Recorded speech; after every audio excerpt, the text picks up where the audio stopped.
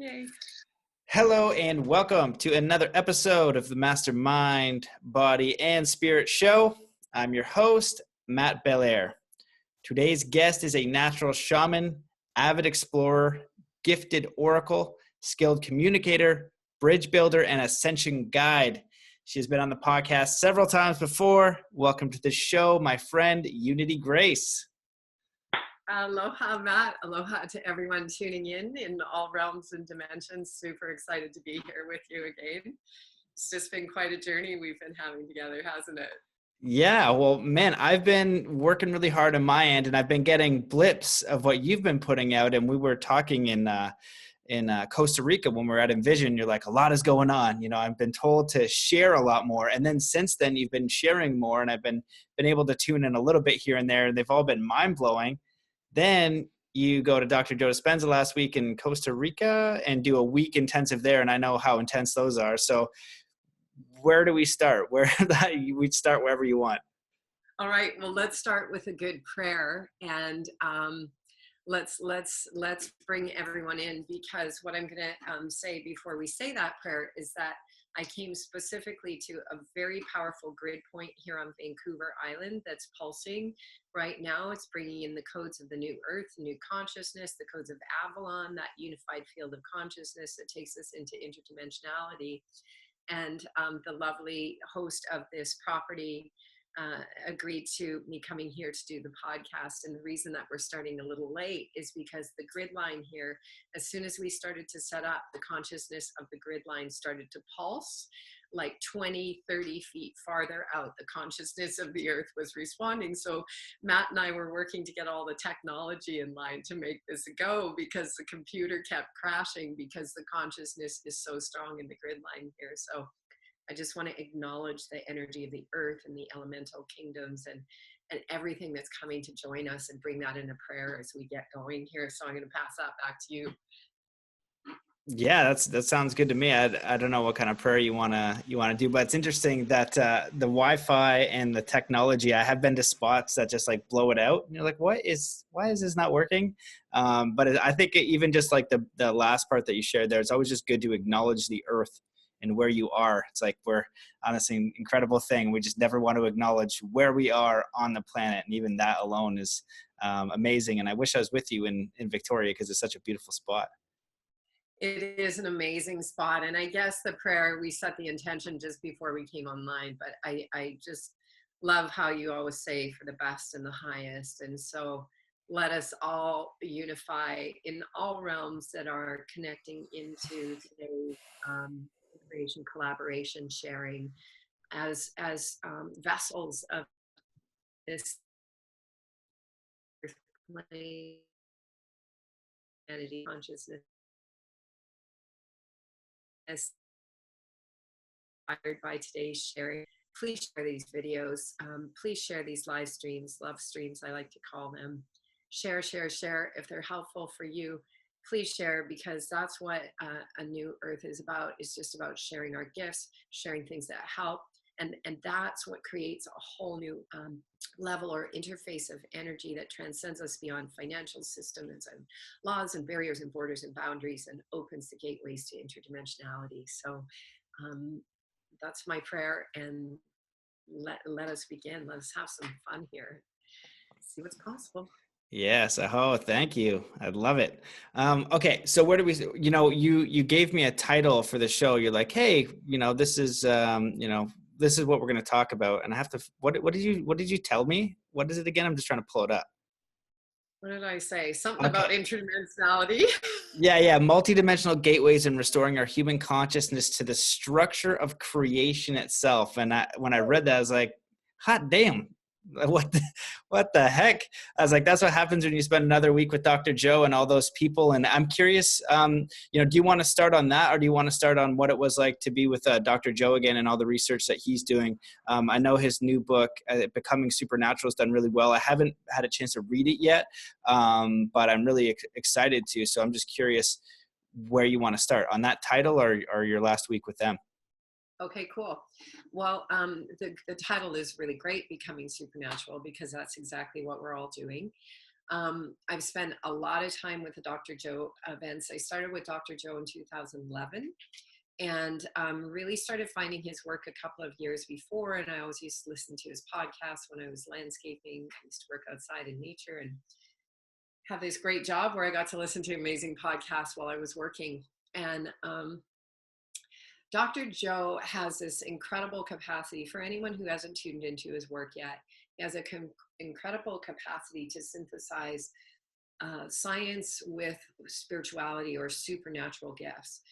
He's very conscious about the languaging that he uses when he is writing, when he's presenting, because he doesn't want to use languaging that scares people away. He wants to use open languaging that invites as many people as possible into the realms of human capacity and human potential.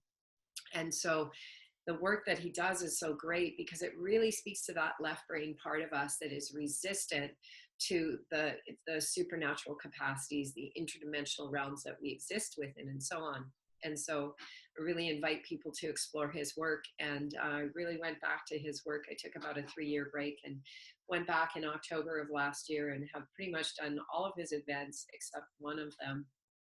And just really riding that wave now. Like for me, it's just like I'm fully focused, fully committed to helping myself and humanity open the gateways, dissolve the veils, and begin to interface with all these realms of consciousness that are teeming around us. So we were in Cancun for a week. I ended up staying for 10 days. And yeah, let me just pass that back to you for one sec, because I don't want to there's so much energy flowing right now, but that's just a little bit of an introduction of his work to tap in there, and I'll just pass it back to you for a sec, Matt. Yeah, no, I'm here to listen. You could blast off for an hour and a half, and I will just sit right here, and I'll take it right to the melon. So if you want to go, I remember doing. I'll just jump in. I remember doing his progressive and then his advanced, and they're profound experiences. And I think that anywhere that allows you a container to explore what's possible with people who are also exploring what's possible, and then hearing these stories. Some people are curing themselves of terminal illnesses. Some people are having spontaneous manifestations. And it's uncommon in our world right now to believe that this is even possible because people aren't doing it. You know what I mean? I'm reading Psycho-Cybernetics right now, which is awesome. But this is like the original self-help type of book based on like neurology, neuroscience, psychology, and everything from that. And that's only like the 1960s. And now every athlete or person should know that your consciousness and what you visualize affects your reality. And so when you're able to go into a meditative state, get out of your mind, get out of your own way, picture a reality, you're bringing it closer to you. And that's law of attraction 101. That's, all the mystical stuff is you got to be able to clear your mind first. But what happens at a level of mastery? And I just had Dean Radin on, who's a PhD, incredibly smart. I think his new book is Real Magic. That's what it is, Real Magic. And he's looking at the science of ESP, remote viewing, things like that. And this guy's a hardcore scientist, but saying, no, this is possible. It's not common as of yet, but it's definitely possible. And he's measuring it. So I'll just lead in with that. And you feel free to just dive in, keep going. Nice. So much. So great. And I'm so grateful. And I thank you so much for what you've been doing to bridge and just committing your life and all of your energy to bringing forth all of these voices, because the really important thing right now is synthesizing all these different levels of what we might call expertise. So it's kind of like everyone's been out in their own little corner and conglomerating information and sharing into these little packets. And so now all the neural networks can come together, all the synapses can go off at once. And it reminds me of this amazing thing I saw Dear Dr. Bruce Lipton show years ago when I did a retreat with him here in the Pacific Northwest. And he got so excited about this video. It was 2 petri dishes. And the first petri dish was a bunch of neurons, which are the cells in the brain. And one little neuron would have a thought, and it would actually emit a recordable flash of light. And then that would travel through the petri dish like a wave at the football stadium, and each little neuron would capture this thought, and it would be passed on, and then they would all light up one at a time, or in a wave. And then he was like, but watch this. These neurons have been in the petri dish together in a community for an extended period of time. And he flicked to the next video, and it was just the whole dish flashed at once. That's what we're moving towards. And it's such an important part of the work that you've been doing, is taking all of these neurons that have been lighting up with extensive information and bringing it together. And now all those packets of information are about to light up collectively. That's the moment that the caterpillars, the monarch butterflies all hatch. And this connects in deeply to the earth, the 60th gene, which I'll talk about more. I'm super excited about this lunar eclipse that's coming up at the end of July, and just like priming our consciousness for, like, why would we want to be motivated to spend less time being distracted by the external world and more time going into the interdimensional world within us? So I feel like that's part of what this podcast is about today, is just to bring that inspiration to people as confirmation of why you might want to do a little bit less Facebook or TV or whatever, and a little bit more internal time, because all of the keys are within us. We are a library of light. The DNA is designed to flood with light, and as it floods with light, it takes the consciousness into a completely unique and different experience.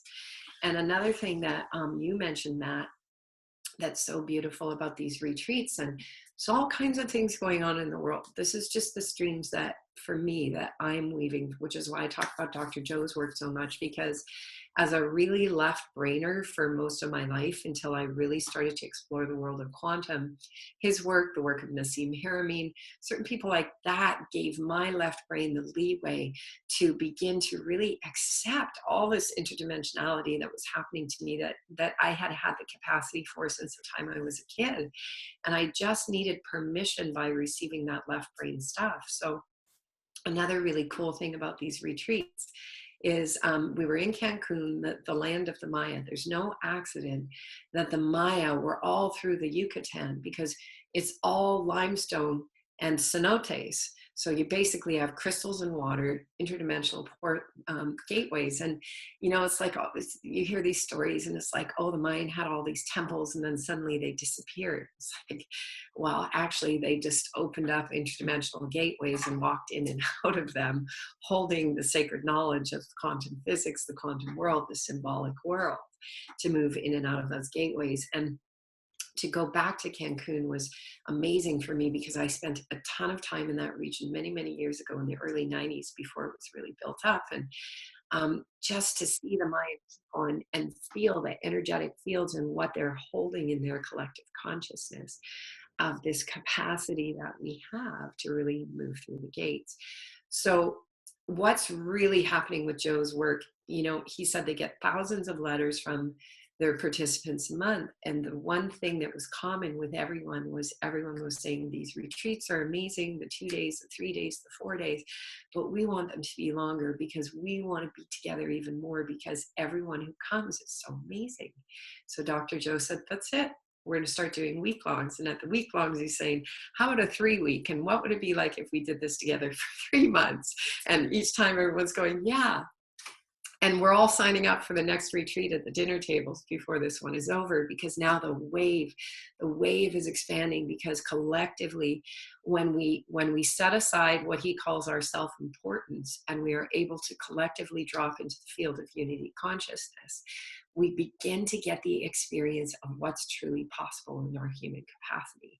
And so a lot of people have had a lot of amazing experiences, like you're saying, spontaneous healings. We see a ton of that at the events.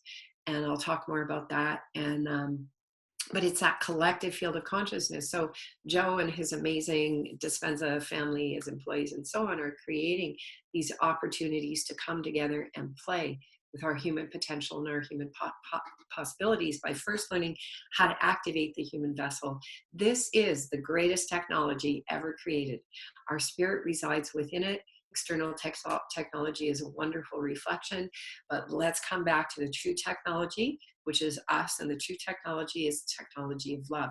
Love means rising the kundalini into the singular That's where the masculine energies reunite within us through the heart. And once they reunite, and then they go straight up the central channel through the throat, through the first eye, through the crown, and into the higher dimensions, that's when we start to activate our capacities beyond the speed of light, which in the speed of light, we have a very limited perspective of what we are able to sense and see. But, you know, there's no accident that those little Martians in the cartoons when we were kids had those little antennas on their head.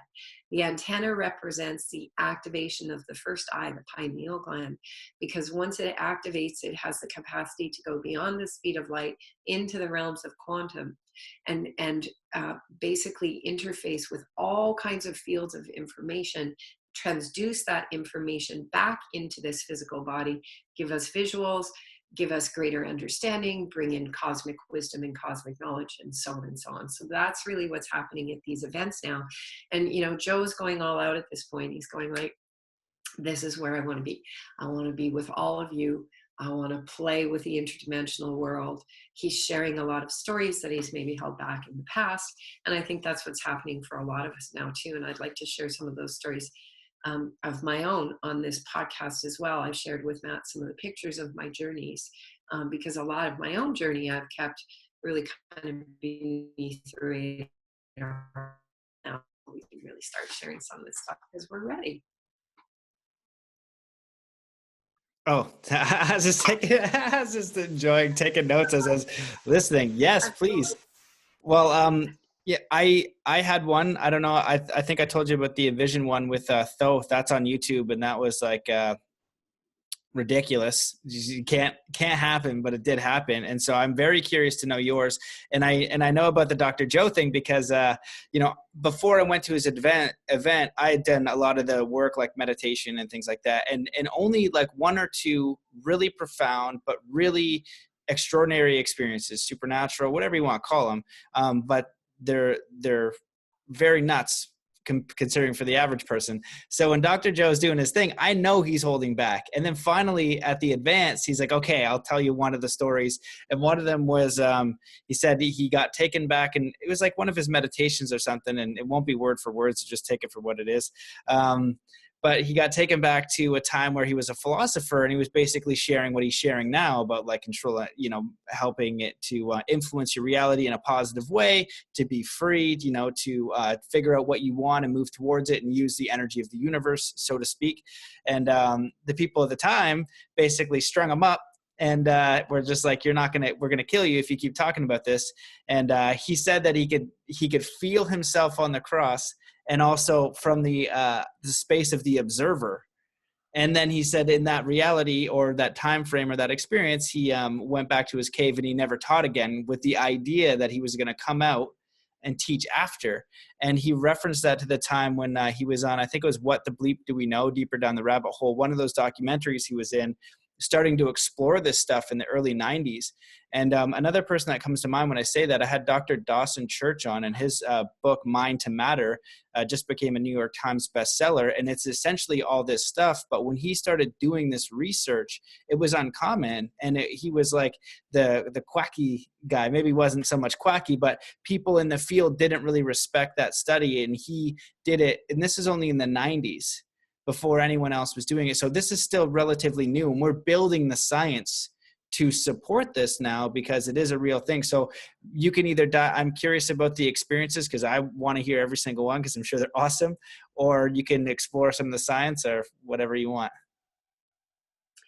Well, it's so great what you say about like the science is catching up. I always remember Dr. Joe saying like, go out there and do it. And then have scientists come after you and say, hey, how did you do that? And you say, well, I don't know, like, you know, check out my brain and see, I'm just out there doing it. And that was always super inspiring for me.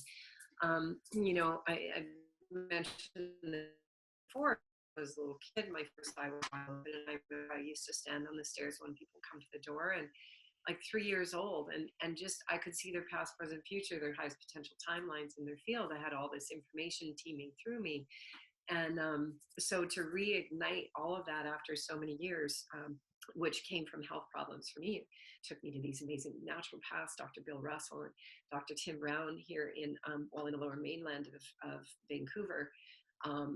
but they were my godsends because they were the ones who really opened the gateways and gave me permission again to activate these things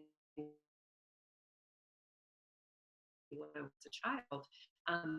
So yes, science is catching up, and it's soon going to reach the point where no one even needs the science anymore because so many of us are doing it. That's the Masters of the Far East, the series of books that you refer to often, and where we all of a sudden just begin, like, so many interdimensional things are happening. Everyone's like, oh, forget the science, just tell me how you just did that. And so one of the really cool things at the Dr. Joe events is a lot of people have healings. And there was this amazing woman who got up on stage. She had Parkinson's, and she had had a major healing of her Parkinson's. And Joe explained like how Parkinson's slows down the mind and slows down the whole system. And this woman was just so elevated in her sharing on the stage, and she's a great storyteller, and she had us all in laughter. And it's like these transformations that happen for people after one meditation or one group healing. We do group healings as well. And so people are going, like, they're just realizing that we're in a play, and everything in our play is symbolic. And so people like look at their wheelchair and they go like, I don't need this prop in my play anymore. I don't need these crutches. So one of the women in our teams, these events are quite big now, so we're grouping ourselves into groups of like 60 people per team, so that people feel really connected and they feel like they're getting a connection with Dr. Joe, and because the team leaders, they interface for us and so on. And so one of the women in our team had not run since she was 3 years old. She had an incredible story about having polio. She and her brothers had it. Her brother died. It was this profound story, like, and she hadn't run since she was 3. And so we make these movies, we call them our mind movies.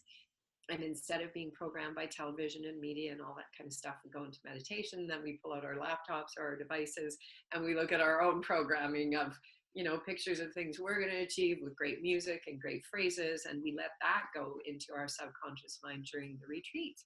And at their retreats, I mean, people are having to redo their mind movies because their mind movies are coming true like the moment they make them. It's happening so quickly. And so this woman, in her mind movie, she said she was going to run, and she hadn't run since she was 3 years old. And she shared with us at one of our team meetings after one of the days that this thing, and the whole team was like, we're going to see you run. You're going to be running on the beach tomorrow in the walking meditation when we do it. And then you get all of this collective agreement, because that's what reality is about, is collective agreement. And so then this wave of love, because that's what's being shared at these events, is so much love, this wave of love. And the next day in the walking meditation in the morning, we get up at 6 a.m. to do these incredible outdoor walking meditations. You look down the beach, there's like 700 people in prayer on a beach.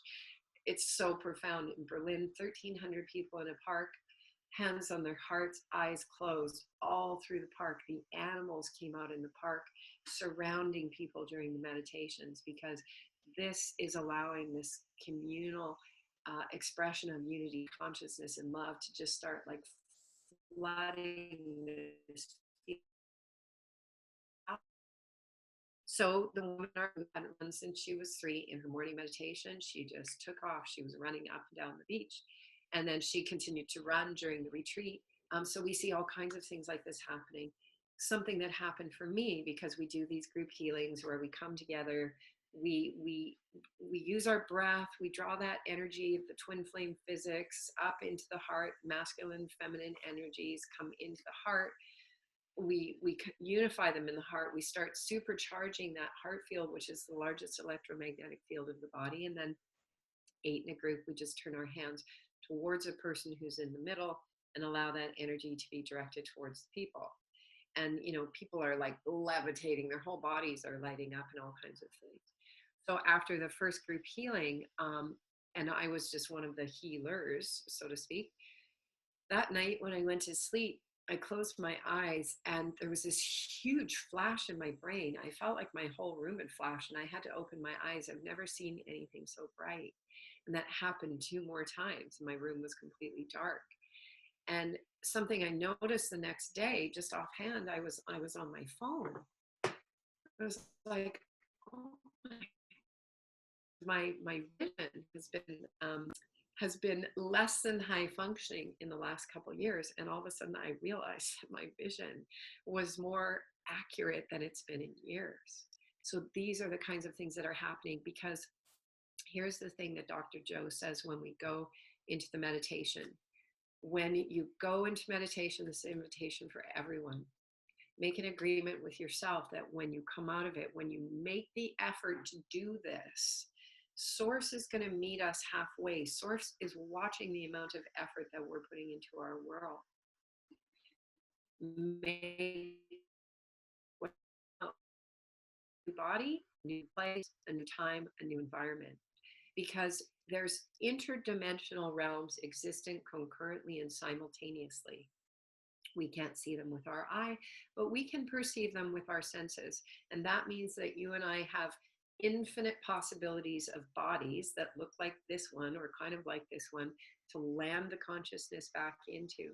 What we're doing is we're raising the vibration of matter such that the spirit can land in a new level of the matter that looks kind of the same. But what you notice at these retreats, like as a reflection day to day, we're all looking at each other going like, damn, you just dropped 30 years off your life, and everyone is shining and glowing and radiant because we're all doing it collectively, and we're continually landing in a new iteration of the form. This is Genesis.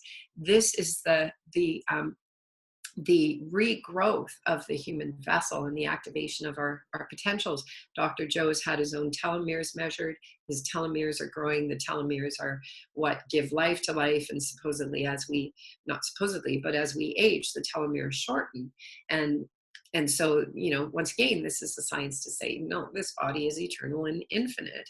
It's just the consciousness that resides within it that gives it the capacity for what age it's at, which is why people can have spontaneous healings.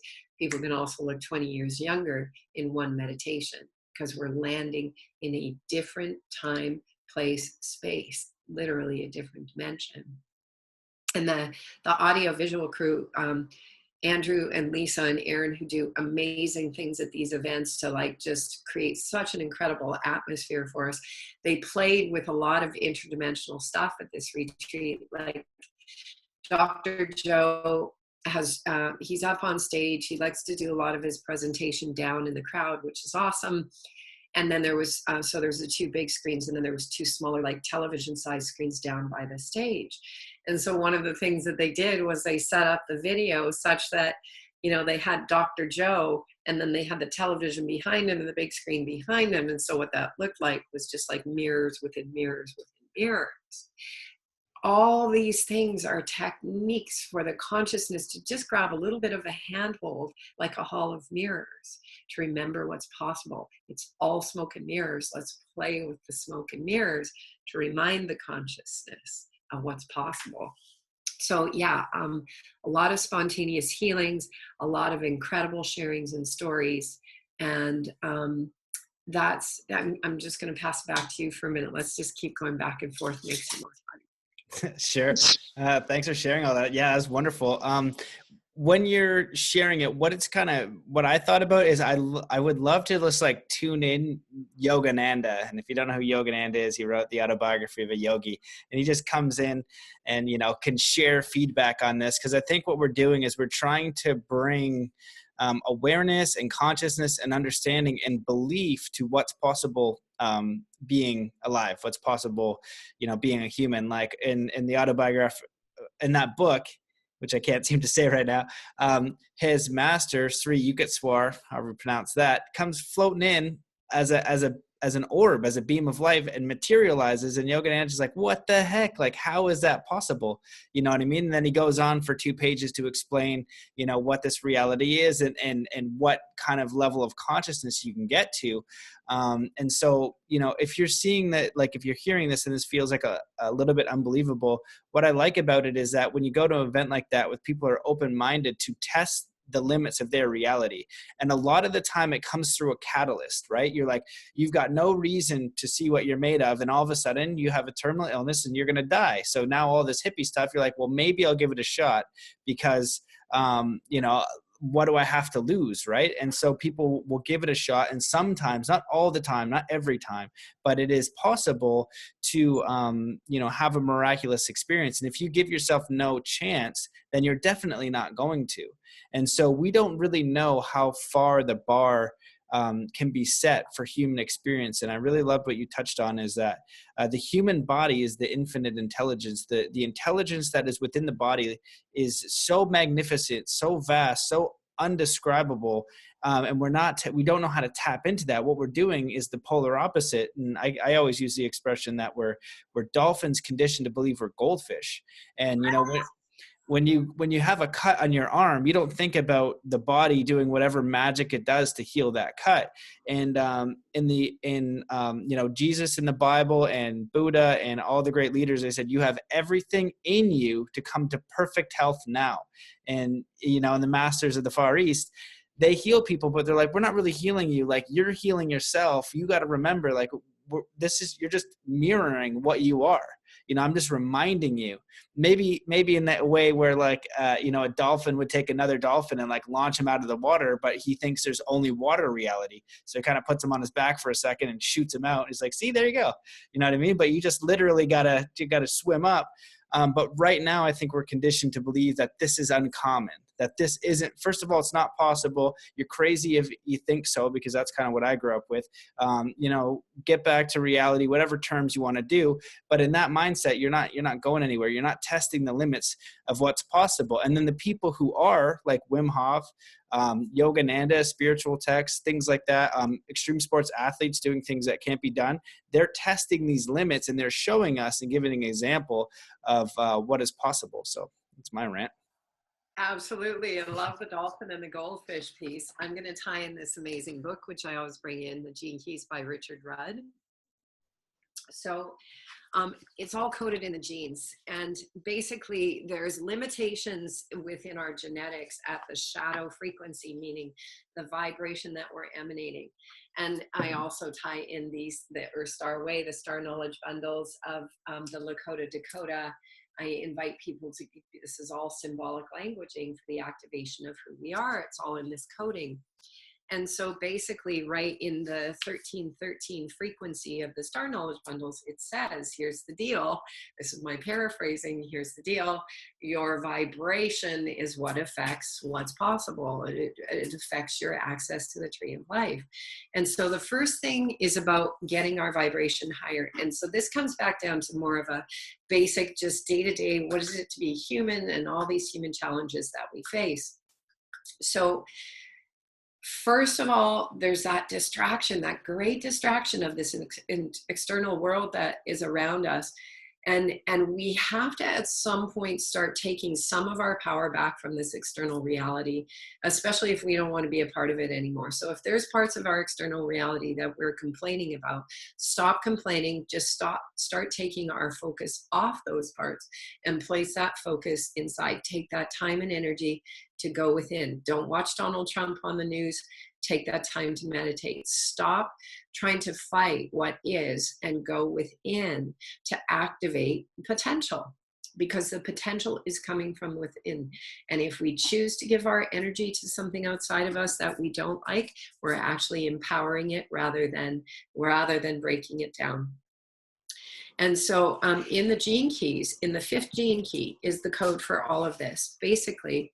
So here's number 1. We have to learn how to, first of all, choose to take our energy back and just say, I'm not going there anymore. And Dr. Joe used a great expression in this event. And there's these little phrases he uses that are really effective little tools that I add to my toolbox. And one of them is about the negative thought processes that run through our heads all the time. And, how do we deal with that? And he's such a powerful speaker. And he was like, when you go into your meditation and that little voice is telling you can't do it or whatever, he was like, you know what I do? I just say, get behind me, Satan. And that was his expression for those negative thoughts. He's like, that's it. Get behind me, Satan, because I'm going all the way through.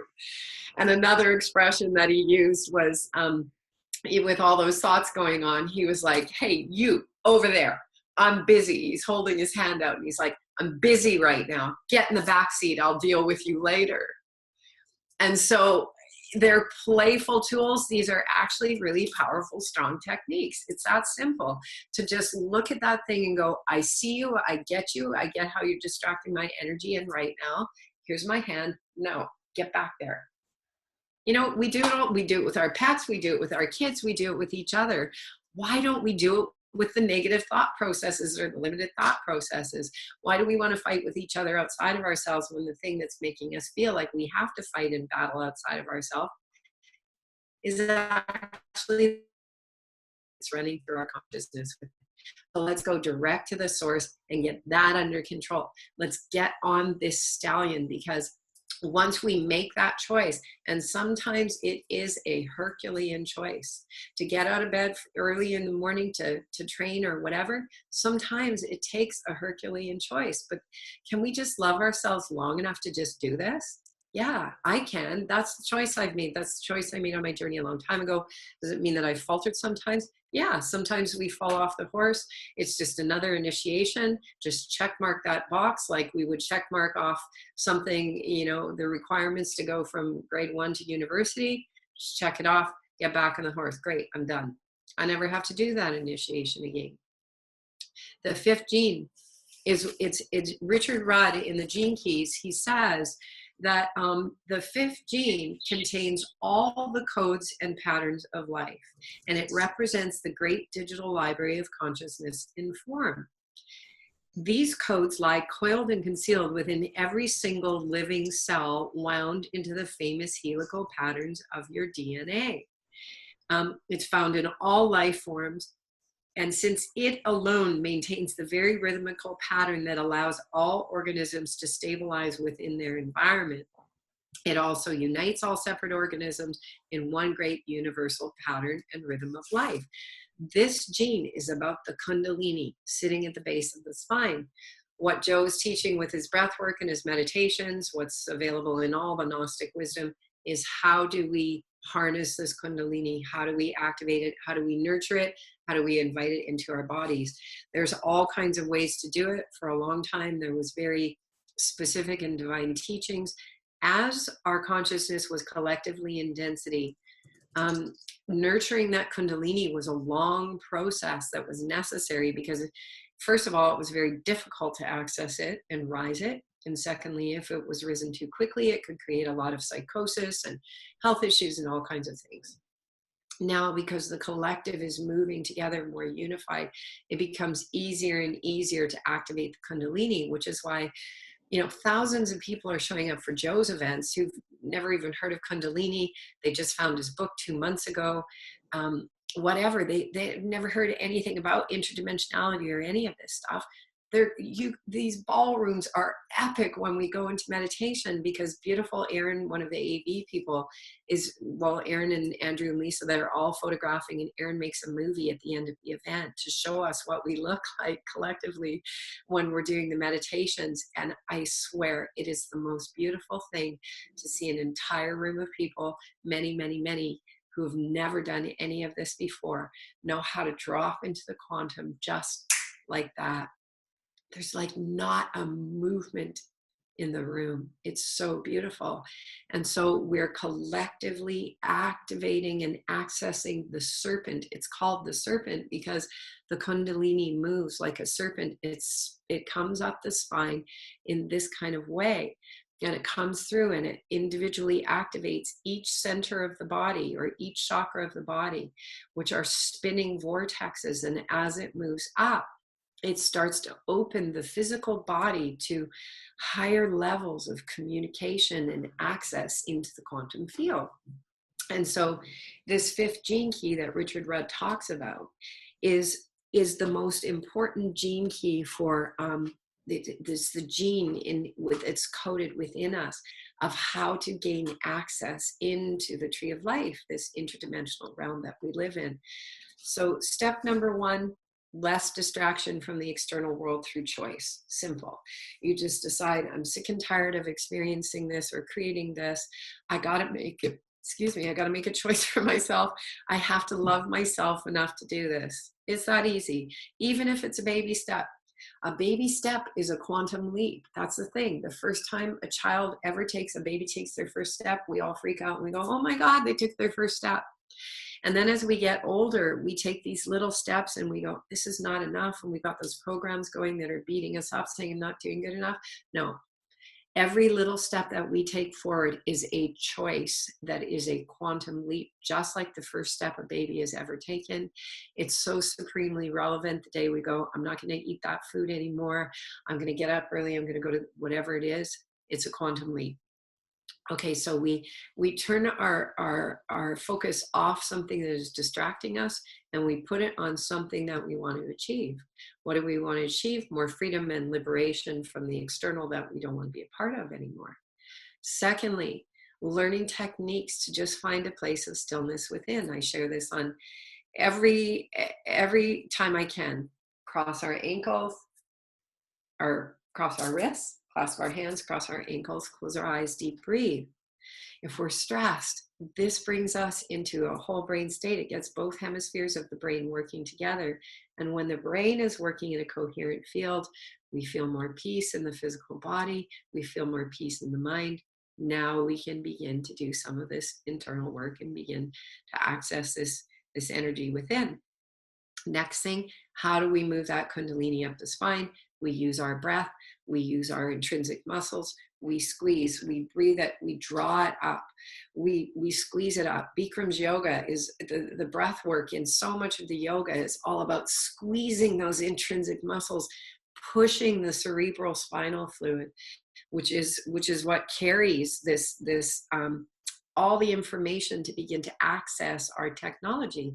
I call this Flight Lessons 101, stepping into the center of our mothership. When you get into the mothership, the first thing you gotta do is turn it on. So these are just, so we're kind of going through step by step, process by process. When I woke up this morning, I just have to say, Matt, I just had this vision. It's like, you and I have got to do like a workshop somewhere. We got to bring in some other cool people that are doing this, and let's just do it. Let's put it out to the Infiverse. Who's the person that's got the great venue that goes, I love this, I want to participate, I want to offer the venue? Who are the great people that want to be the sponsors? And let's just come together and play, because you've got a great audience. I've got lots of people following what I'm doing. It's time for more of us to start creating these gatherings and these events to come together in communion and community and play. So those are kind of steps 1 and 2 of stepping in the center of the mothership. So back to you. Oh, well, yeah, I'm 100% game for that. I know that there's real power in community. There's real power in actually meeting in the physical. So I'm totally game for that. And I've been thinking about it. Just been grinding podcasts, and I'm enjoying my time with David Lonebear out in Maine, getting more knowledge, more interesting stuff. There's so much to do. And I think that what I like is just taking a step back to be with people who are trying, you know what I mean? People who are just looking to improve themselves, to explore what they're capable of, and really to direct their life towards something meaningful to them. Because I don't think that almost nobody gets an easy road. You know, nobody's sitting there with like, maybe some like their trust fund and everything's taken care of, and they're like, oh, I want to, do this, and they can just easily do it.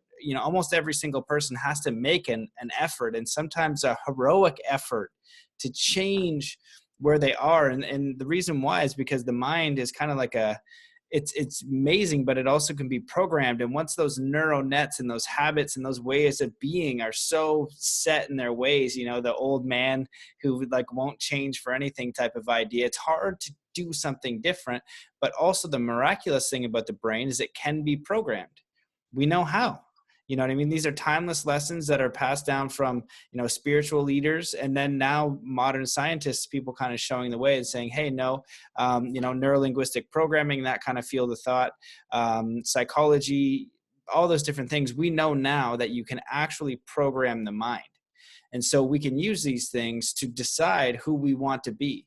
We have this like character in a video game, like a VR type of deal. And you get to kind of like, okay, well, do I want to be strong? Do I want to be fast? Do I want to be smart? Do I want to enjoy music? Do I want to travel more? Do I want to be in nature? What the heck do I want? And you can literally draw that out for what you want. and then go do it. But in this friggin' game, you got to put some bloody effort in. Nobody just gets the, this is about as fast as you can do it. When you add physical action, clear direction, crystal clear from your heart, not from your head, from your heart, a clear vision from your heart, positive action towards that goal setting, just basic stuff, action with the mindset and the identity of a person who is already being that, and just walk in. Some people do spontaneously walk into new realities in an instant. It is possible. Sometimes most of the time it takes a little bit of effort, mostly, but it is 100% possible from what I've seen and read of, all these teachings. Like, no, if you can actually match that reality and you're ready to let it go, you can do it. And that's how those spontaneous healings happen. But even without that, if you want to give yourself a couple week window, a couple months, but you have a whole life to decide what kind of life you want to live, what you want to experience, and who you want to be. And you get that time and effort and that choice to move in that direction. So I think that's so important. So what I'm curious about, go ahead, you can touch on that, but then I want to ask you. Yes. Wait, you go ahead and then I'll ask you after. Okay, jot it down, because I want to dovetail that. I don't usually jump in, but I really want to dovetail this piece because it's important. It's important for anyone who's listening, who's going, how do I do this? And when they really feel stuck in density. Look, if you're surfing, you got to paddle to catch the wave. That's the effort part. Once you're on the wave, it's effortless. So we can change it from work to play and look at the whole thing as play and just go like, okay, I'm stroking through some of my obstacles in my life here, but this is, I'm in the water, I'm swimming, I'm paddling my board because I know how fun it is once I catch that wave. So a really important thing is to just use different metaphors to make it playful. It's like, the biology of belief. Bruce Lipton showed us a long time ago. It's all about our perception. Change your perception, change your life. So we could say, I hate that damn job. I don't want to go there anymore. We can go, this job is the thing that's giving me the freedom to go to a workshop when I want to. Just shift the perception. That's one of the first strokes in the water when you see the wave coming. Now, the second thing, when the slaves were emancipated from slavery, many of them stayed on the land of their slave owners. Why? Because they didn't have the capacity to dream outside the box, because they had been programmed and conditioned for what was possible. So a lot of people can't even imagine what they want to create. That's very natural when we've existed inside of a regimented system that's told us what's possible. So if you can't even imagine what lights you up, don't, like Matt said, don't do it from the mind, because the mind is never going to create the things we want. It's from the heart. If we don't know how to connect into that passion from the heart, here's what I always say to people to do. Begin then by just going, just give me clarity on what I'm passionate about. Just light me up. The moment we ask for clarity, all this kind of inspiration is going to come in. The guidance is going to show the things we need to let go of and the directions that we want to go. So these are like really simple, things to kind of, it's the second stroke in the water and the third stroke. And then like once that wave is coming, now you're getting your momentum up. That's the moment when the clarity is there, the inspiration starts flowing in. Now you got your eye on the prize of something that really lights you up.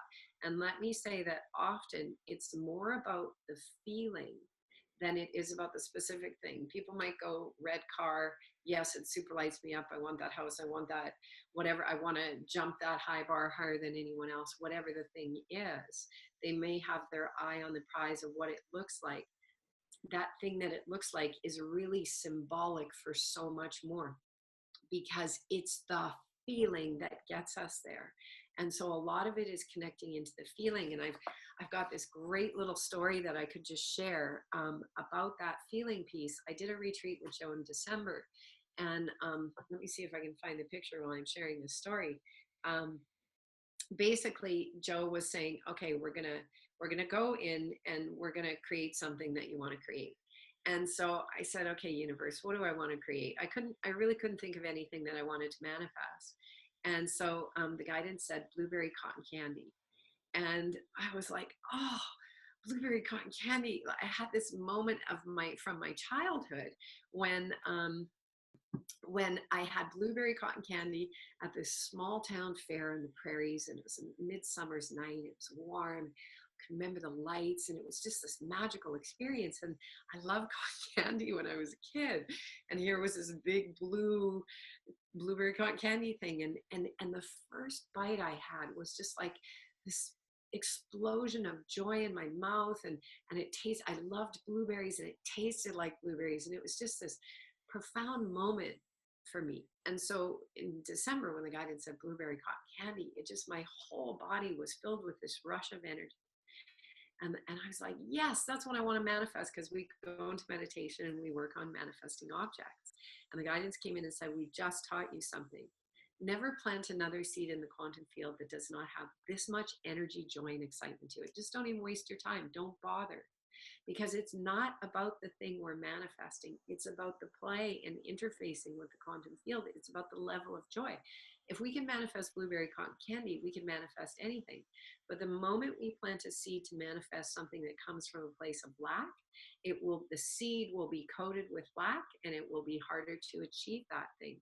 Begin with the things that light us up the most, because blueberry cotton candy is as relevant as $10 million in the bank account, and we are conditioned to go for the material things or the things that we think are necessary to have in order to then get the life that we want.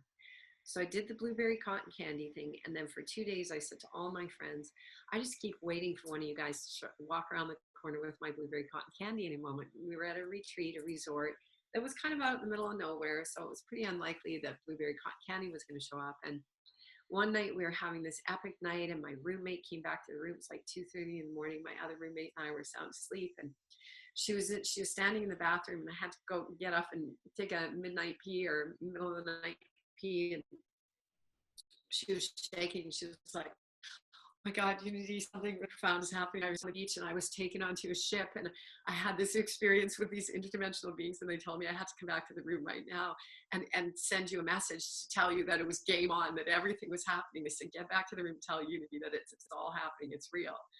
And so I was like, oh, we have to call our friends to the room. So we called our friends to the room, and we're having this 2:30 in the morning, like download, the energy is super high, and everyone's sharing, and all this stuff is coming through. And then I say once again, and I'm still waiting for one of you to walk around the corner with my blueberry cotton candy in your hand. And my friend said to my other friend, oh my God, get the phone. We got to show you the picture. 3 weeks ago, we were at the finest restaurant in the city, and we sat down, we ordered dinner, and we were drinking our wine. We were waiting for our meal to come, and the waiter came over to the table, and he set down this on the table.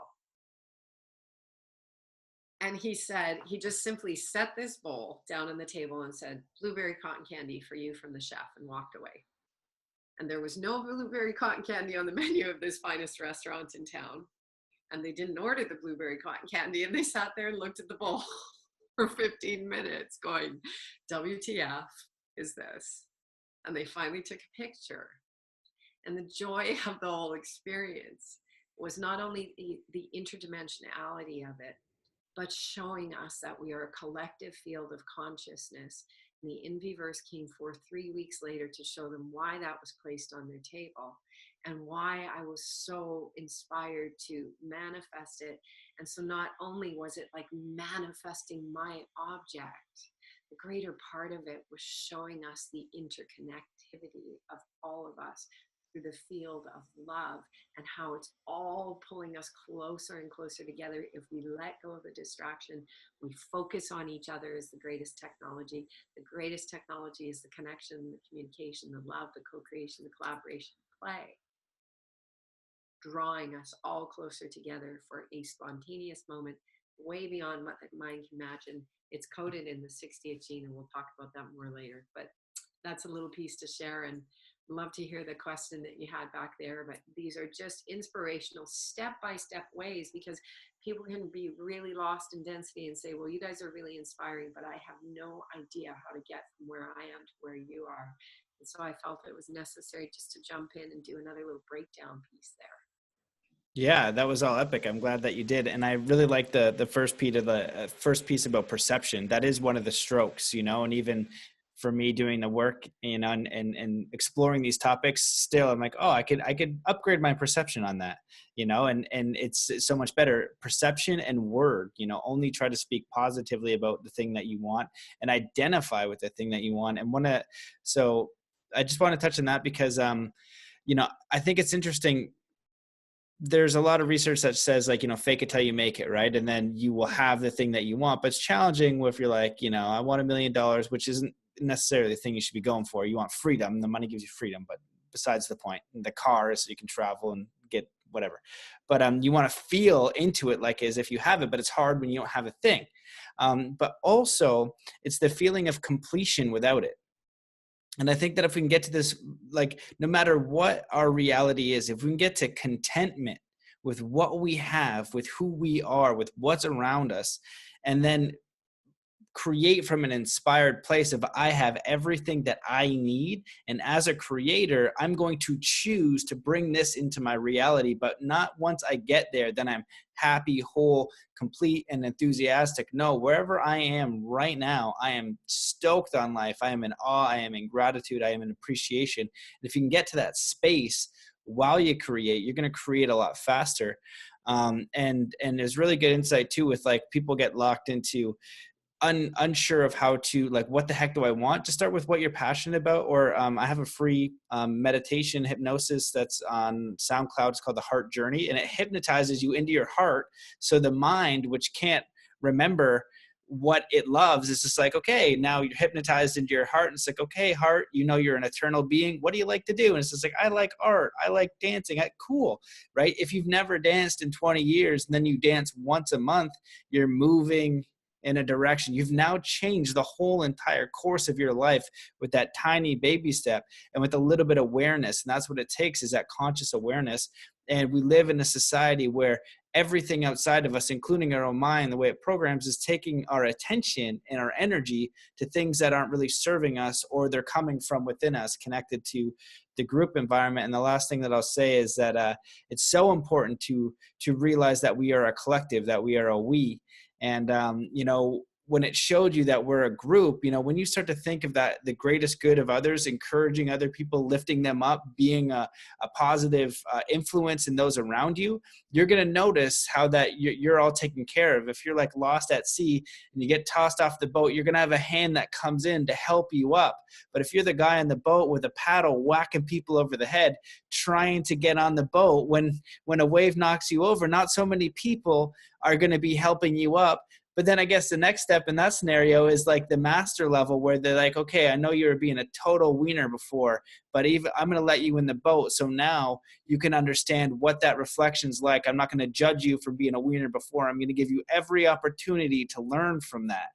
And not everybody has that. Sometimes you hold on to some spite. So that's and that's okay too, if that's where you're at, but that's where we want to try and get to.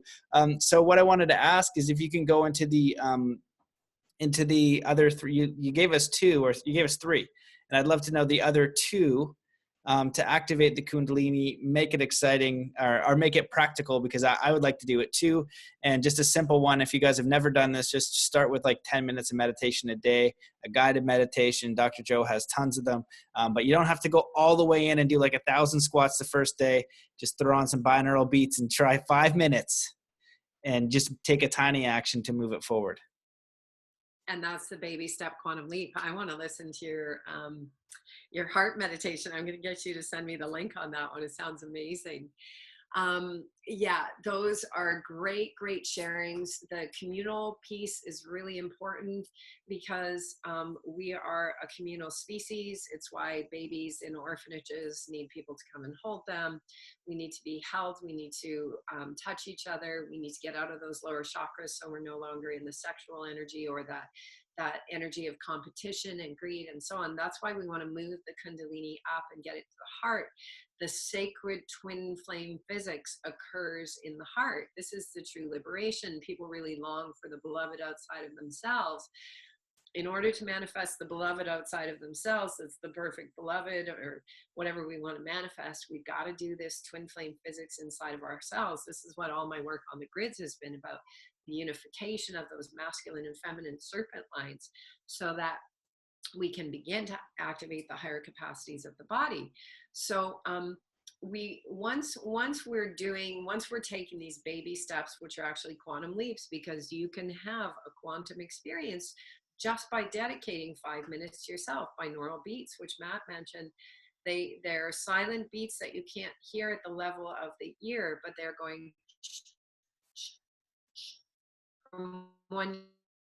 That, once again, it's just like the crossovers. It helps getting these two hemispheres of the brain working together as one, because it makes one hemisphere work than the other, and then all of a sudden there's a rhythm, and all of a sudden the brain hemispheres connect. Dolphins and whales exist in what's called a whole brain state, which is why they're so intelligent. And as humans, we've lived in brain dominance, one the other, and when they do, we've got to fight inside our head. We've got conflicting programs. Our body is unhealthy because it's disharmonious, and then we create disharmony and so on. So then what Dr. Joe is really emphasizing is some of these ancient techniques about how to move that kundalini. And he speaks about centers, not chakras. So just to once again bring as many people into this work as possible. So we have these vortexes in these physical bodies, and we want to get them spinning again. Once again, this is like lighting up the light chip. The first thing we have to do is turn on the ignition, and then how do we get the energy pulsing and going? My dear friend Ralph Ring, who was flying Nikola Tesla's teleportation device in the late 50s, early 60s, when they had successful teleportation and then they were shut down, Otis D. Carr, who he worked with, who was a dear friend of, he was the mentor of Nikola Tesla. Nikola passed on all of his work about a craft, and it was called the OTCX-1. And the OTCX-1 was a levitation teleportation craft. And so they actually reconstructed it, and they had successful teleportation. But what the OTCX-1 was actually really showing us, and what Ralph has always said in his interviews, Ralph Ring, you can go to his website, bluestarenterprises.com, amazing, amazing mentor of the liberation of consciousness. This man has just like put everything into the awakening of humanity, very awakened being. And he always used to say in the interviews, once you understand, or let's say understand how the craft works or how to build it, you realize it's lost leader. It's just it's a carrot outside of the self, bringing you closer to yourself. Because what the center of the OTCX-1 had was a large crystal inside of it. And the focus was to be placed on that crystal in the center of the craft. But that crystal is this largest magnetic bio-resonating chamber of the heart. It's the energy field. So we want to learn how to get into the singularity of that heart. How do we do it? By first drawing the energy up from the root. We have to unify, because we're connected to the earth, and the earth has two major, it's got grid lines all over it, just like Chinese meridians in Chinese medicine. It's got meridians all over it, which we call grid lines, ley lines, the indigenous call it song lines. But just like us, there's the rainbow serpent lines. John Bello talks about it in his book, Rainbow Serpent of the Light. There's one major fiber optic line of the earth that's masculine, one major fiber optic nerve of the earth that's feminine. They're called the rainbow serpent lines. They cross in two places on the earth, Lake Titicaca and Bali. And so we're actually drawing from the earth's energy, because we're made of the earth. And in order to become interdimensional beings, we have to connect back into the earth. The thing about AI and the whole realm of technology, go too far down that rabbit hole and we remove our connection to the source that's giving us life. We're removing our connection. We forget our connection to the elementals that our physical vessels are made of. And if we go too far down that rabbit hole, the Hopi prophecy talks about those who will make the mistake of going too far down the realm of technology. Because once you do, you lose the capacity to interface with the earth, the wind, the fire, the water, the ether that makes this physical vessel. This is the technology we want to come back to. And so we also want to come back to connecting into those energy lines of the earth. The sun, the I Ching is like a clock, and it goes through, the sun goes through each gene in our genetics at a certain time. And the sun just went through the gene of the Schumann resonance. So this all has to do with those serpent lines of the earth. No accident, we were in the land of the Maya with Dr. Joe at the time that the sun was activating this serpent line energy, and we were having all these interdimensional experiences. It's like waves. We want to get our ship, airplanes fly on navigational lines. Airplanes, how do airplanes fly around the world? They fly based on the electromagnetic ley lines of the earth. And so they go straight along those lines, and then they make turns when all those lines come together. That's how the plane turns its coordinates to get to where it's going. We want to connect back into that cosmic energy that's coming through the earth that connects us to all things. It's like this ladder we're moving up in order to get through the gateways beyond this two-dimensional rainbow serpent line and back into interdimensionality. So we want to, now that we've gotten over some of our distraction and we've turned some of our focus inward, we want to go down into the root of who we are at the base of the spine, and we want to access that energy. We want to draw from that energy. We want to squeeze those intrinsic muscles at the base of the spine, and that's what Joe has us doing in our meditations, is to find that perineum at the base of, it's basically, if you're sitting cross-legged, it's right like at the core, the center. And we want to start to harness that energy. So you want to squeeze those muscles.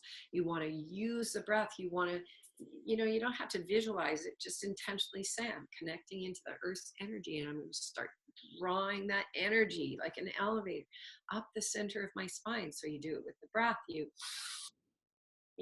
inhale, but you pull it up from the root. And while you're inhaling, and I love the training from Bikrim Yoga, where they have you intrinsically squeeze all of those muscles.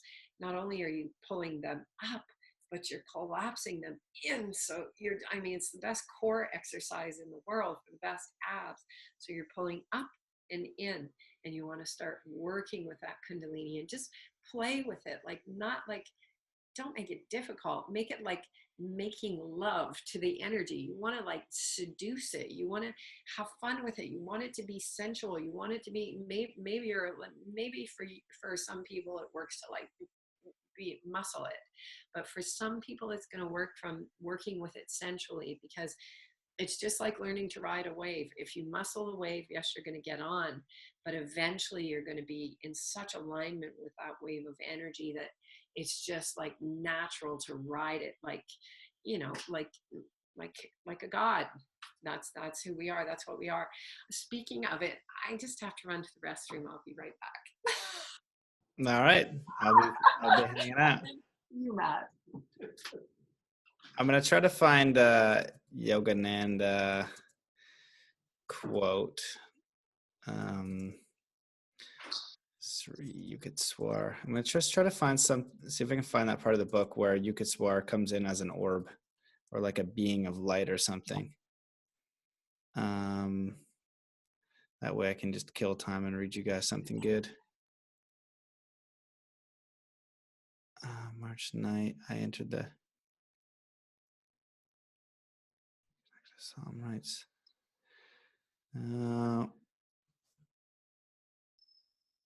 I can't find it. It needs something queued up for the dead time, so I'm just not sitting here. The resurrection. I should never put stevia in my drink.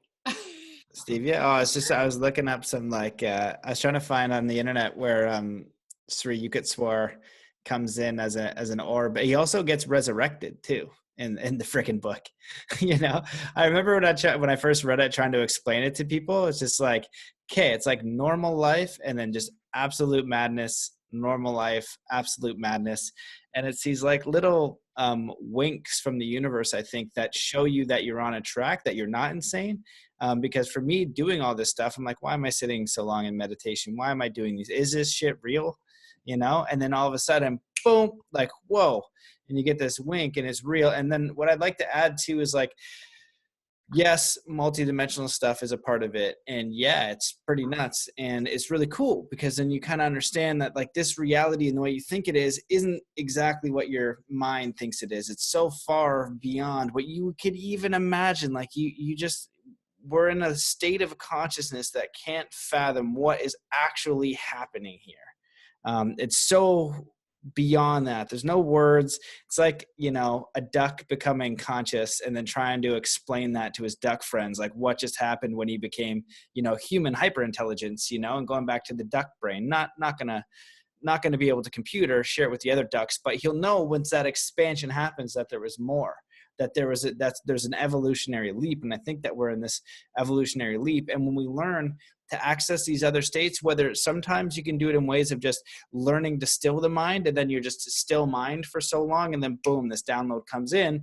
But that might take you years, it might take you days, but you could also do the kundalini stuff. But experiment with your own body. Get in your body. Don't get out, don't distract it, get in it. It's the whole point of yoga, is getting in sports, stuff like that, seeing what this thing's capable of, really feeling it, really, you know, touching things. Because like when you said with the AI thing, it's very fascinating. We're all trying to check out, right? We have this screen that's right here and we're checking out. It's getting more and more and more artificial. We're already at the point where a lot of people are artificial when we see each other in the flesh, where we put something forward that is not exactly our true nature.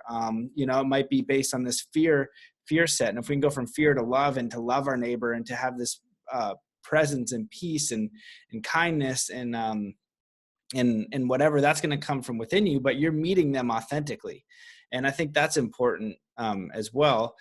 So I was just hoping you could give me the last two, because if I don't know them, then I'm going to give it a shot, and then I could just practice it myself. And oh yeah, the thing I was going to say before is that like, you know, probably nobody really knew at first when you did squats that squats was going to make your legs stronger, right? You probably had an idea, but it makes sense because it's physical. You know, it's like, it's hard, it makes sense, but it takes like a little bit of time to do that process. And it's the same thing with mental training and sports psychology, which is what I'm trying to share with athletes. This is like, look, spent all this time in the gym.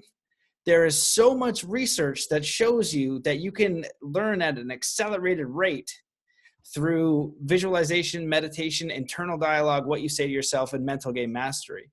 It's the exact same thing in the world and in life. If you study any famous entrepreneur, anybody who you're like, oh, I want to be a billionaire, great. What do those billionaires think? All of them pretty well believed in this higher force, believed in their own thoughts, in their own mind, directing and influencing their reality, or else they would have never done it. And most of them at the time, people thought they were nuts for what they were trying to build, because it was so beyond the scope of whatever they want. So you don't need to be a billionaire. You don't need to do like a triple backflip on your snowboard. You don't need to pop out and fly around other dimensions. What you probably want actually is just to live a life that you like, because you get to design it. You know, that's it. You know, use all of this stuff and just make it simple. Live a life that you like and free your consciousness. And this is what it's for. These things are for exploring, you know, what is real in your own consciousness and what is being pulled. What things in you do you that are giving great weight and great value to, right? And then you go, oh, when you have this other idea, this flash of what you're capable of, you're like, you know what? Maybe today I'm going to go right. And I'm going to choose that, and I'm going to like that a little bit more. Maybe today or tomorrow I'm going to play a little bit of music because when I was a kid, I friggin' loved that crap. And then maybe a thought after that is, could I figure out a life where I played music or was surrounded by music all the time because I friggin' love it a lot more than this? That's how simple it gets back to. And then when you meet people on a daily basis, you inspire them to say, hey, what's important to you? You know, how do you want to live your life? How do you want to be in this existence? So it's a bit of uneffing the mind from your own programming, cultural programming, and limitation, and just giving yourself a little bit more mental freedom. So you have the paddles with perception and things like that. You have a bit of surrender. You have a bit of this and that. You have a little bit of practice, but you're moving momentum toward a life that you would prefer. 100%. Absolutely. We have to face our fear. the fear, because I have people ask me all the time, how do I do this? How have I been traveling for 8 years? What do I do financially? So on and so on. I made a choice. Spirit was filling me with inspiration. Spirit fills us with inspiration. The question is, are we listening to the inspiration, or are we listening to the indoctrination of the society and the rituals that we've been placed under through school and so on, and laws and regulations and passports and boundaries and borders?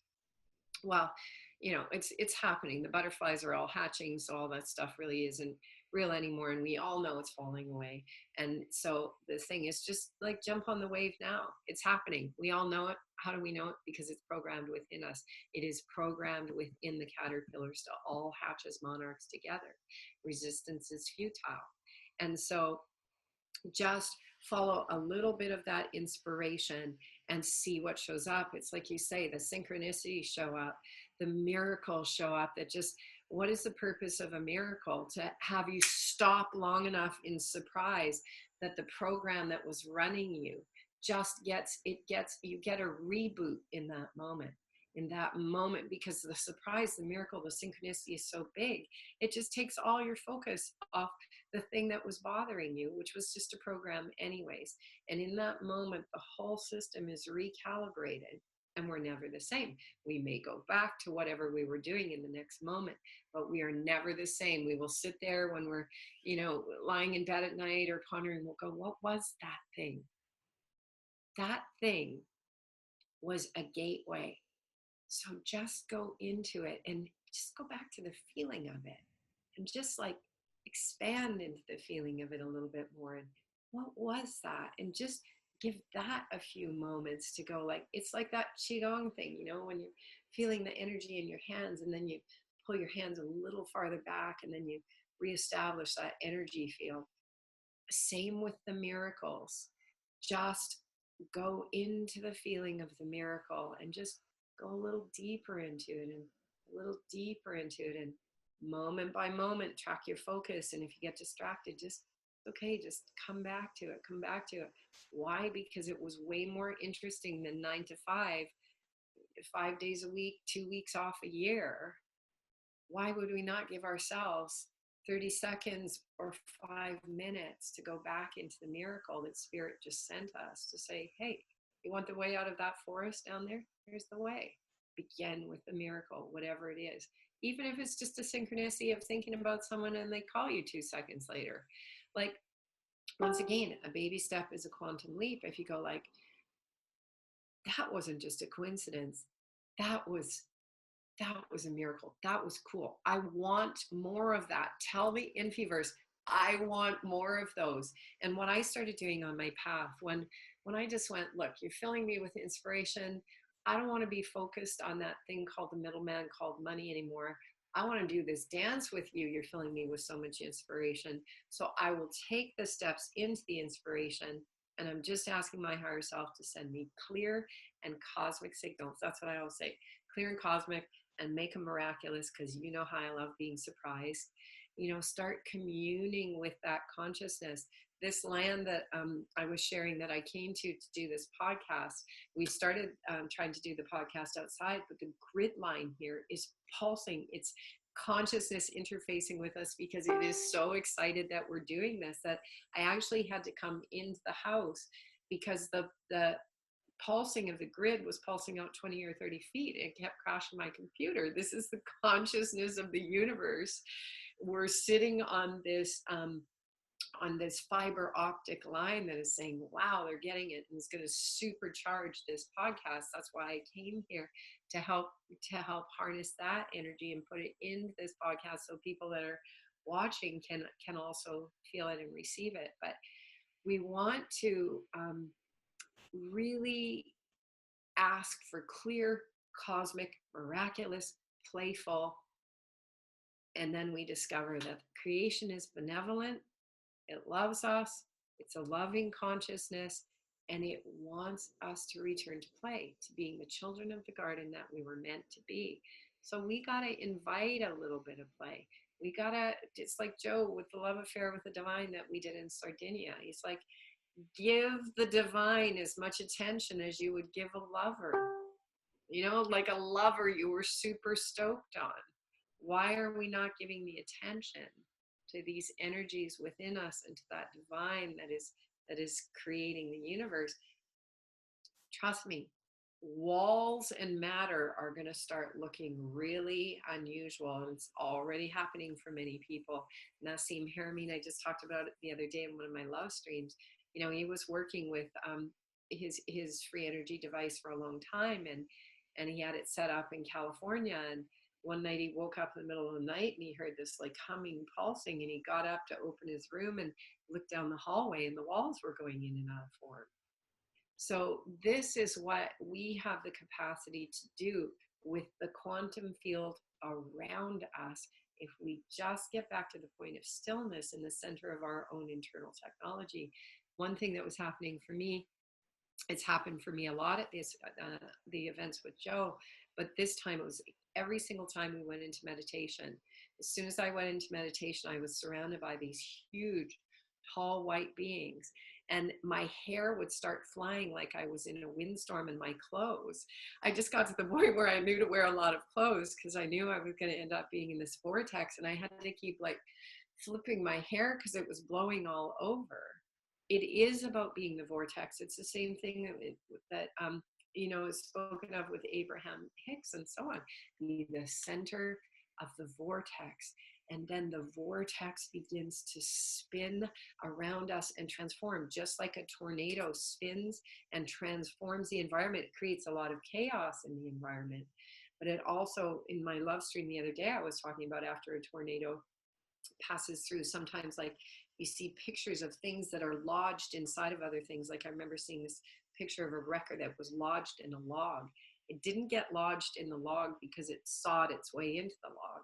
It got lodged into the log because the particles of matter spread out so far as the vibration got higher and faster that the two objects merged when they were more spacious. And that's what we're doing in our meditations. We're just liberating some of the energy that is bound to the particles of matter, such that we can begin to transform the world and be prepared for a little bit of chaos, or what looks like chaos, each time we go in, because everything is going to transform around us. But eventually we are landing in realities that look completely different. So once again, step-by-step process, getting comfortable with the process, and then allow the reality to begin to transform around us.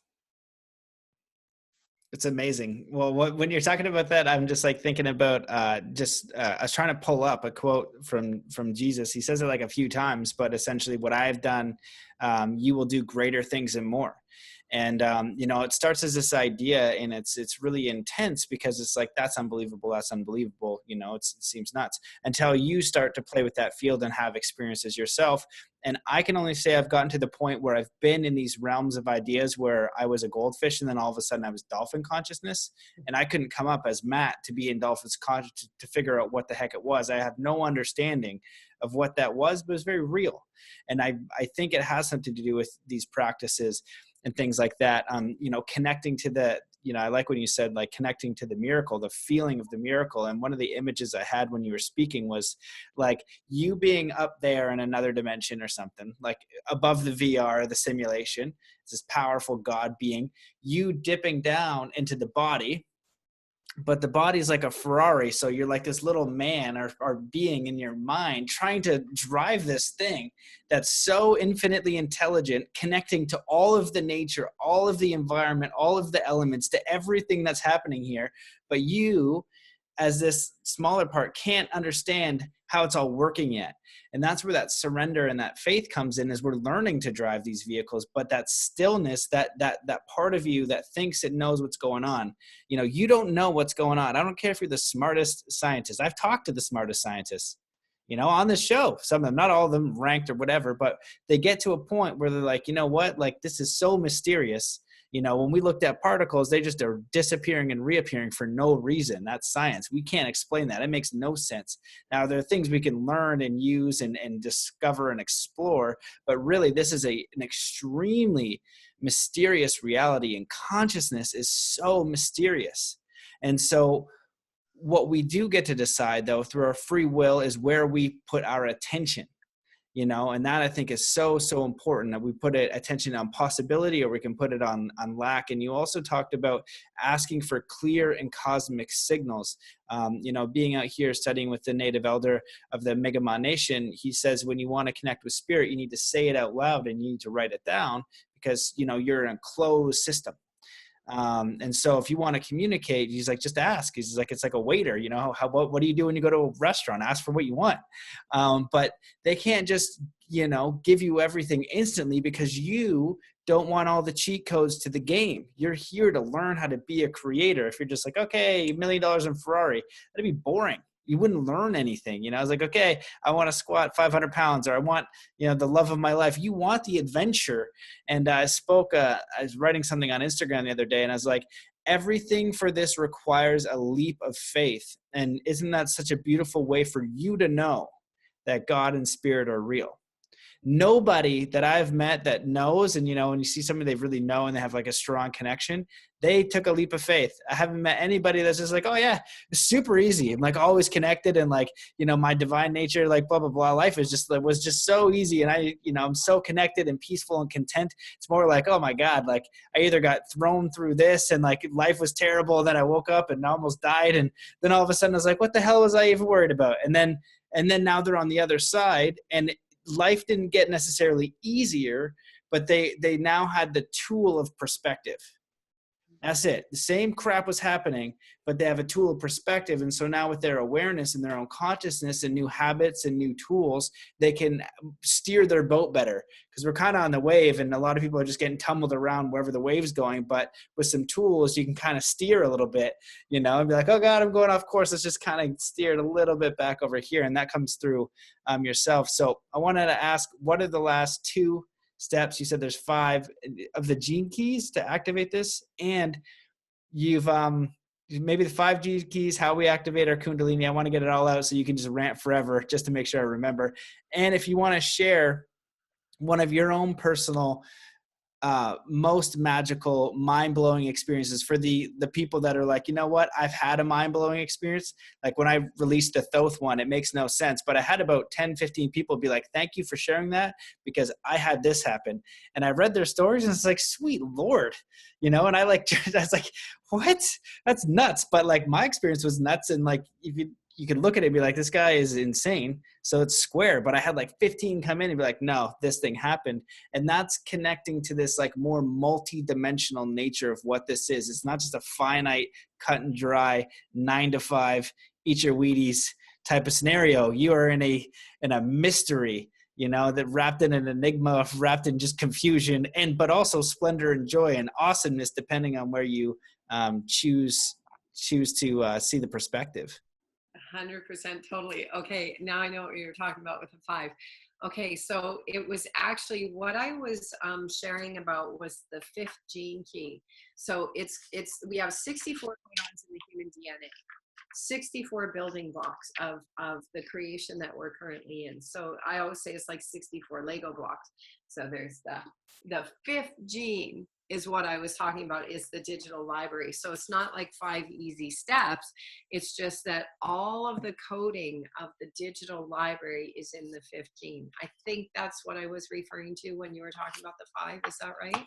Oh God. Well, I knew the 5th gene key, but then when you went back, you started to talk about like steps to activating the kundalini. And I thought that's just a really good practical piece of information, because like you said, you mentioned in the beginning, for me, I don't care about the science to it. I don't care. I was always just like, what do I do to light up, psychic powers or remote viewing? I'll just go do that because I already believe that it's possible, right? But it starts by experiencing non-local consciousness. And I did that from a very young age of meditating, being out of my mind and body into a different state. So I was like, you could probably direct this. Like, what is possible? So I like the steps so I can just practice them. I just go do squats, Squats will make your legs stronger. Okay, let's go try that out. It worked. It didn't work. It didn't work for me. I tried. I did friggin' it's like 920 breaths that were like 1 to 3 minutes long to activate like a new consciousness in my mind. Like I go down the rabbit hole. I test it out. I'll let you know what I came back with. I go all the way in. So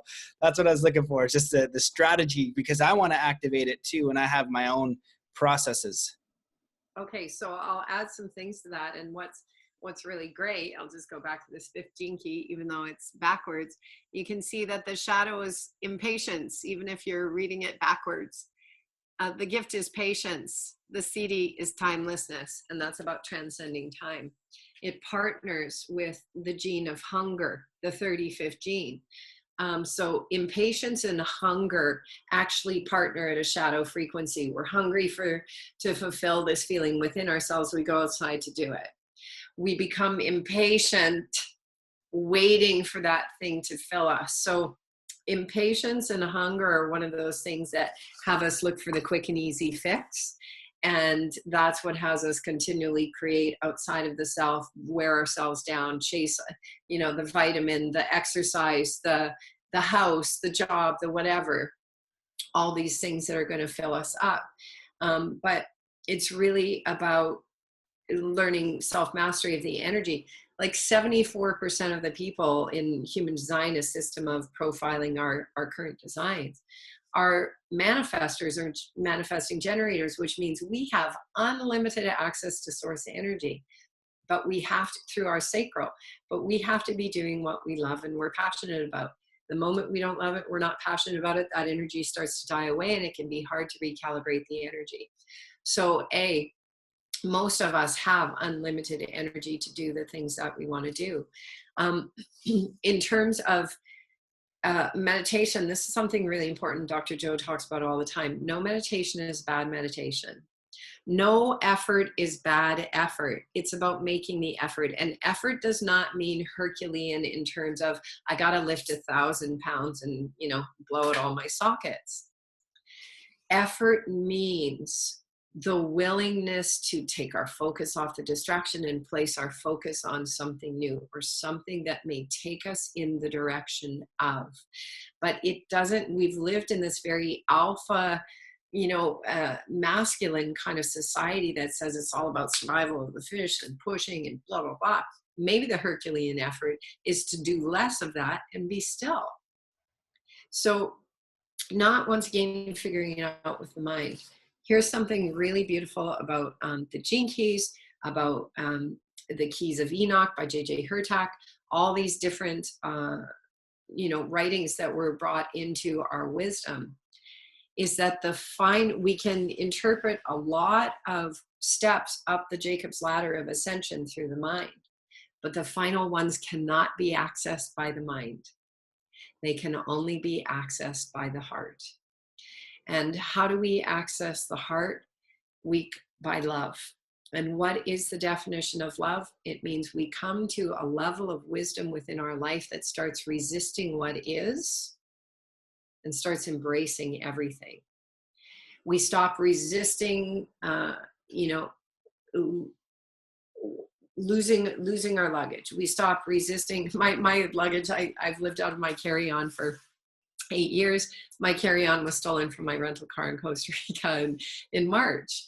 And I've learned you don't miss a beat. In the moment, all my friends were going, oh my God, and they wanted to hug me and stuff. And I was like, clear the glass out of the car. We got to get to San Jose. Oh, well, I didn't need that luggage either.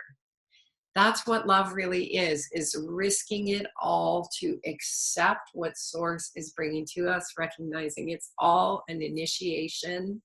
And if we just love it and go, oh, thank you, instead of defining or projecting upon something outside of the self, the sooner we just accept.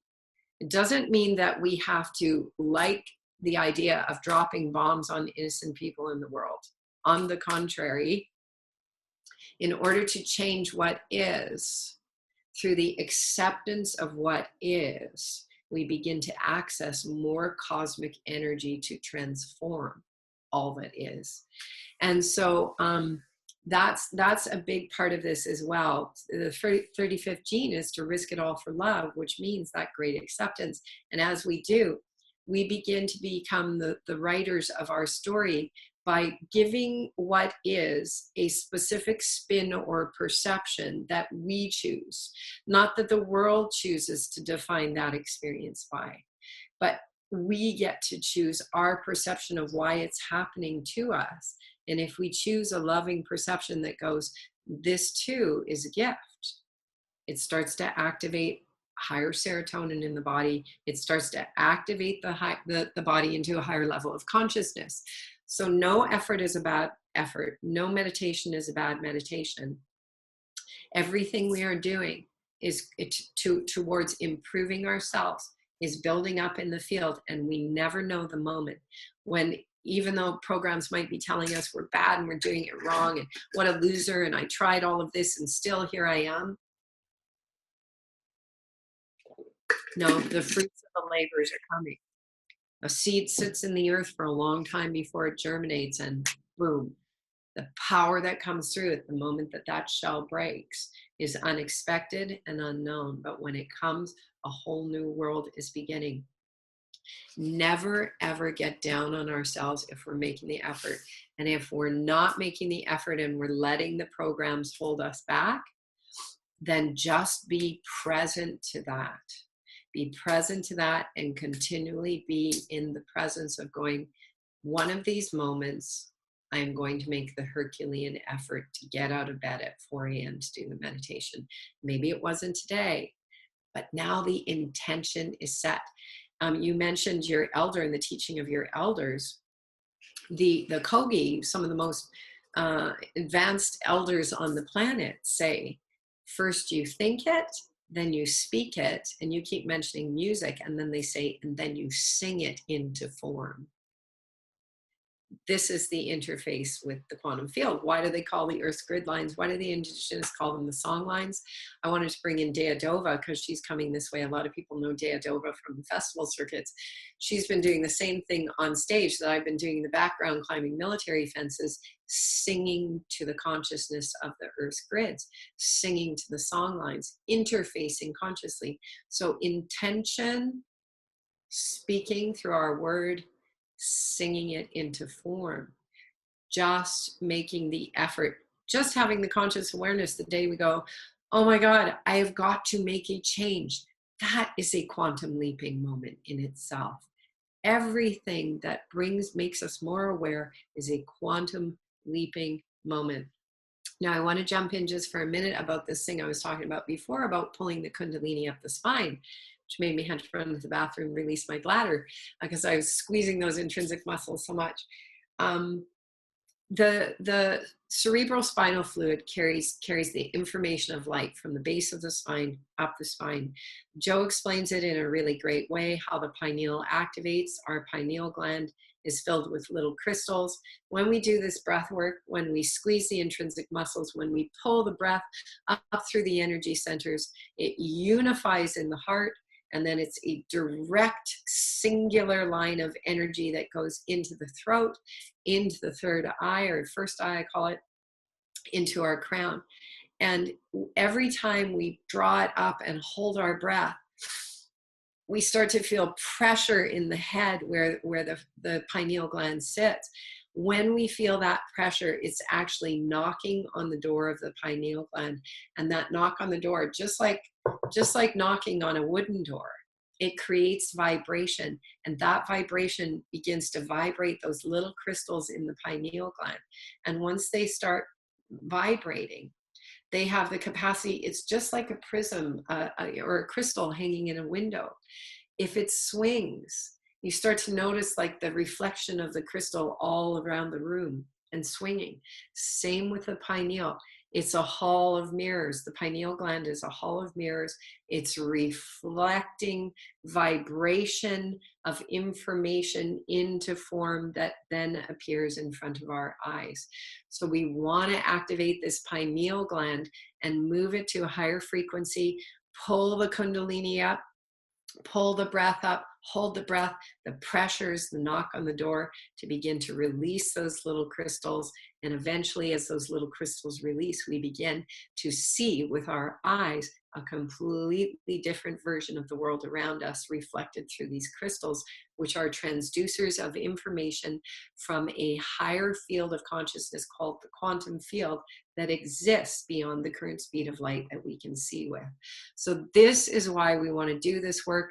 This is why we want to hold the breath, feel that pressure, then release it, and just experience in the releasing of the breath what we're feeling. And every time maybe we feel a little dizzy, whatever. Why? Because now we're getting our Merkaba, our light ship, our mothership. We're starting to activate it. Things are starting to spin. And once things start to spin, if you feel dizzy, don't shy away from it. Just go, oh, the light ship is lighting up. The spin is beginning to happen. The spin is where really fun things begin to happen, because that starts to connect us to a frequency of the quantum field that is like when we connect to that certain frequency, it's almost like now the mothership is lit up. Now it's raising up like a helicopter. Now it's meeting a certain vibration of the field, and boop, the door opens and we fly through the veil into the interdimensional realm. So that's a lot of stuff pass it back over to you. Oh my goodness. I was like, okay, in the middle of that, I had a lot to chime in with, and now, all right, so let me just put my own brain back together. You said a lot of great stuff. The first thing that I wanted to say was the stop resisting piece. And, imagine like somebody going through the airport, right? And they're like, my luggage is gone. And the person just goes, yes, yes.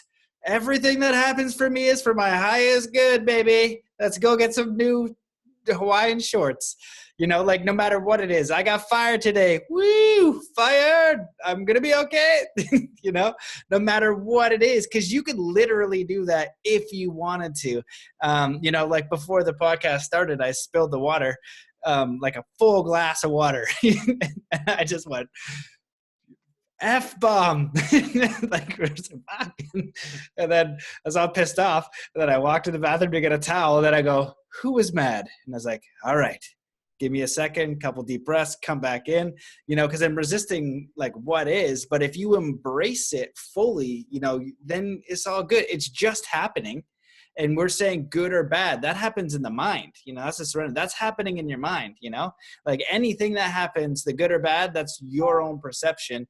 And if we can learn to embrace also all parts of ourselves, all the stuff that we don't like, that's shiny, that we stick in the corner, these experiences, you were just a total dickhead for 30 years. You know what I mean? You tripped your buddy at the park, you're feeling bad for it. You did something else, whatever, just embrace that too, as a part of you, embracing your shadow. And it doesn't make you a crappy person. It just makes you a human having a life and experience. And if you can embrace all parts of you, that's the alchemy, the inner alchemy, that's going to allow you to take that lead to gold so it's going to be the building block and the fuel for your spirit to go through. Because, the people that I know that have like real deep, dark stuff that I've talked to, they also have this extraordinary capacity to be a positive influence because of all that alchemy, that terrible experience or that choice that they made that not a lot of people have to deal with or people wouldn't do. They just have this whole realm of experience to go through now to really serve someone, to be like, oh, this is my problem. I have a job and I'm not so happy. And, Becky at work, she's a real piece of work, and then this person with this extraordinary experience is like, that's not that bad. Like this, my whole life exploded. I had cancer, you know what I mean? Like I came back from war, I was homeless for 4 years, and you're like, holy crap, man. He's like, yeah, but like, it's okay now. I had to go through all that to learn this. And you can have that without going through all of that stuff.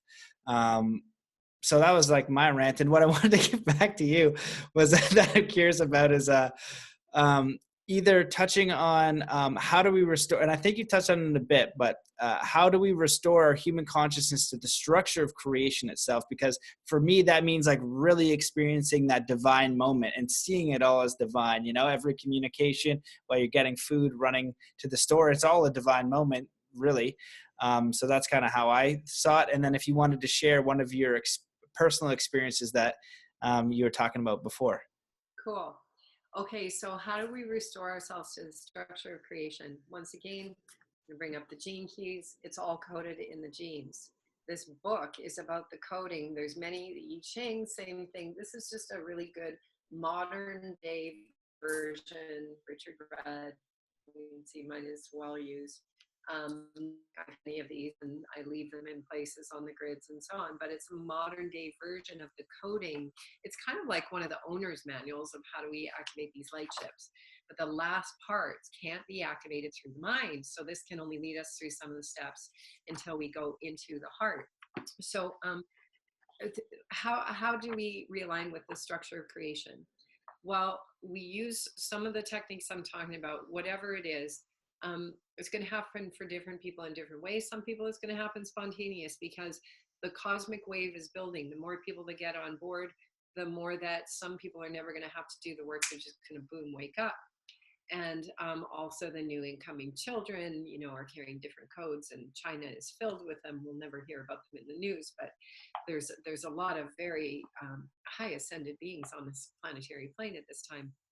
So what the 60th gene, it's coded within us, and it says in the highest frequency, in India, there's a mythic Himalayan yogi known as Babaji. Many myths surround this man that appear from time to time across the centuries, materializing in form, appearing, and then disappearing. Sounds like fun. So this is all about the activation of the rainbow light body. It says anyone who activates this gene or attains enlightenment through this gene, magic comes pouring through them because they are breaking the laws of form. This is the game. It's like Joe says, it's the best game on earth right now. It's the game of transformation and self-realization, because it is all a game. And so where do you want to play? Do you want to play in the golf course, or do you want to play in the realms of the eternal and internal and activate these supernatural capacities?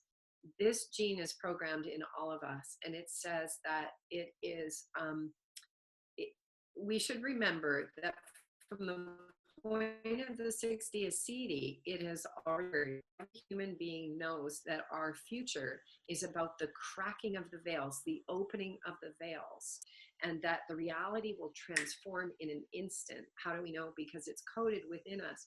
We may not be experiencing it from the mind, but there is a knowing, like an exodus. It draws people forward. And that's what's happening within us now. It's an electromagnetic pull. The Earth's energies are shifting. It's awakening within us because we're a part of the Earth. And it lies secretly encoded in the deep limitation of our material DNA. Our carbon base is turning to light.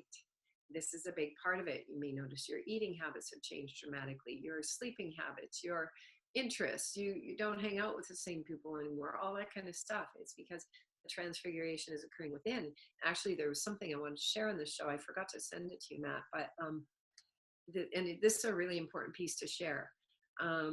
So it says, certain divine laws conceal the higher aspects of our own nature from our view. We have to evolve to be able to see them and evolve beyond the great two laws of gravity and time. And so this is about releasing the double helix and reconnecting to the triple helix of creation, the underlying of geometry of the universe itself, which is teeming with life. So the meditation is a super important way to do this. Whatever techniques we use, maybe for some people running is meditation, because that gets the whole brain state going and so on. People can have amazing awakenings when they're doing activities that get both sides of the brain working. There is no one way. We would waste time trying to figure out the one way. We're just trying to inspire the consciousness to know that if you're having unique experiences, even if you're just having what you call coincidences or synchronicities, follow them, follow the energy, trace that energy as though you're lost in a forest and all of a sudden you go, I think it's that trail. That's what a synchronicity is. The synchronicity is the trail to follow. It's the energy to follow. The other trails are distractions. Just go, I'm going to go, wow, I'm going to get super stoked and super excited about this synchronicity. In fact, I'm going to tell all my friends, and I don't even care if my friends are interested. I'm going to energize this synchronicity with my focus and attention. Because when we do, it opens up way more pathways in the forest. It's opening up way more neural networks in the mind. Get excited about the synchronicities. They're the gifts from source. One picture I was going to send you, Matt, is one of the groups that I've worked the Rochelle grids on the earth with, which are these activation lines, you could say, for humanity's consciousness, like connecting physicality with interdimensionality. And so many of us have worked as grid workers to sort of bridge those, like acupuncture needles. And there's been anomalies. Many people in our group have had their blood tested over the last, since there's been anomalies in the blood. And the most recent blood work again, orbs of light in the blood, things that the naturopath has never seen, cube-like structures of light in the blood that look like crystals. This is scientific data if the mind needs it. And I was going to send you those. When it first started happening in 2011, there was red there was red blood cells with little blue stars and little red stars on them, and those blood cells were bursting into orbs of light. And when I saw it, I was like, oh my God, this is the red and blue kachina from the Hopi prophecy, because the Hopi prophecy said the red and the blue kachina would come, but it's not just in the sky, it's inside of us. And a few years ago, one of the members of our group, the actual Templar cross started showing up inside his blood cells, because the Templar cross, if you go to the work of Shane Shima on Facebook, who's an amazing teacher and wisdom bringer from the stars to help us understand this process we're going through his writings, which are transmissions. The Templar cross is the cross of the fourth coordinate, the fourth dimension, which then bridges us back to interdimensionality. And so, yeah, the Templar cross started to show up in the blood of one of the men in our group in, I would say, probably about 2016. And so in my own work, being very, very involved with the Rochelle grids or the rose lines and the axiatonal grids of creation, and working as a grid worker and being guided by source and by spirit beyond the rational mind, and having many interdimensional experiences. I just sent Matt a couple of pictures that we could just pull one of them up. And I guess I feel to share the pictures. I mean, I've had experiences during brain maps of going to the place of wholeness, leaving in totality this realm of gravity, time, and space, and going to a place that's more real than here. Being shown the mechanics of creation, the computer itself, and the mechanics of creation and how to operate it. That was all captured on a brain map, which has been used and shown for many years on the planet. So that was my most quantum experience. But I feel maybe to pull up one of the images that I sent you, Matt, that I'd love to share, because when people see these photographs, they actually provide for others, kind of activates their own mirror neurons. Mirror neurons activate the same experience inside of those who are witnessing it.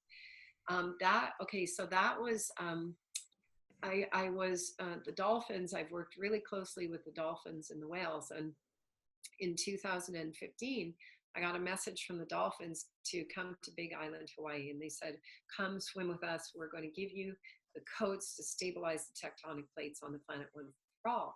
They were basically explaining that in order for us to go through the shift without a big cataclysm, we needed to stabilize the tectonic plates with these codes that the dolphins were bridging interdimensionally.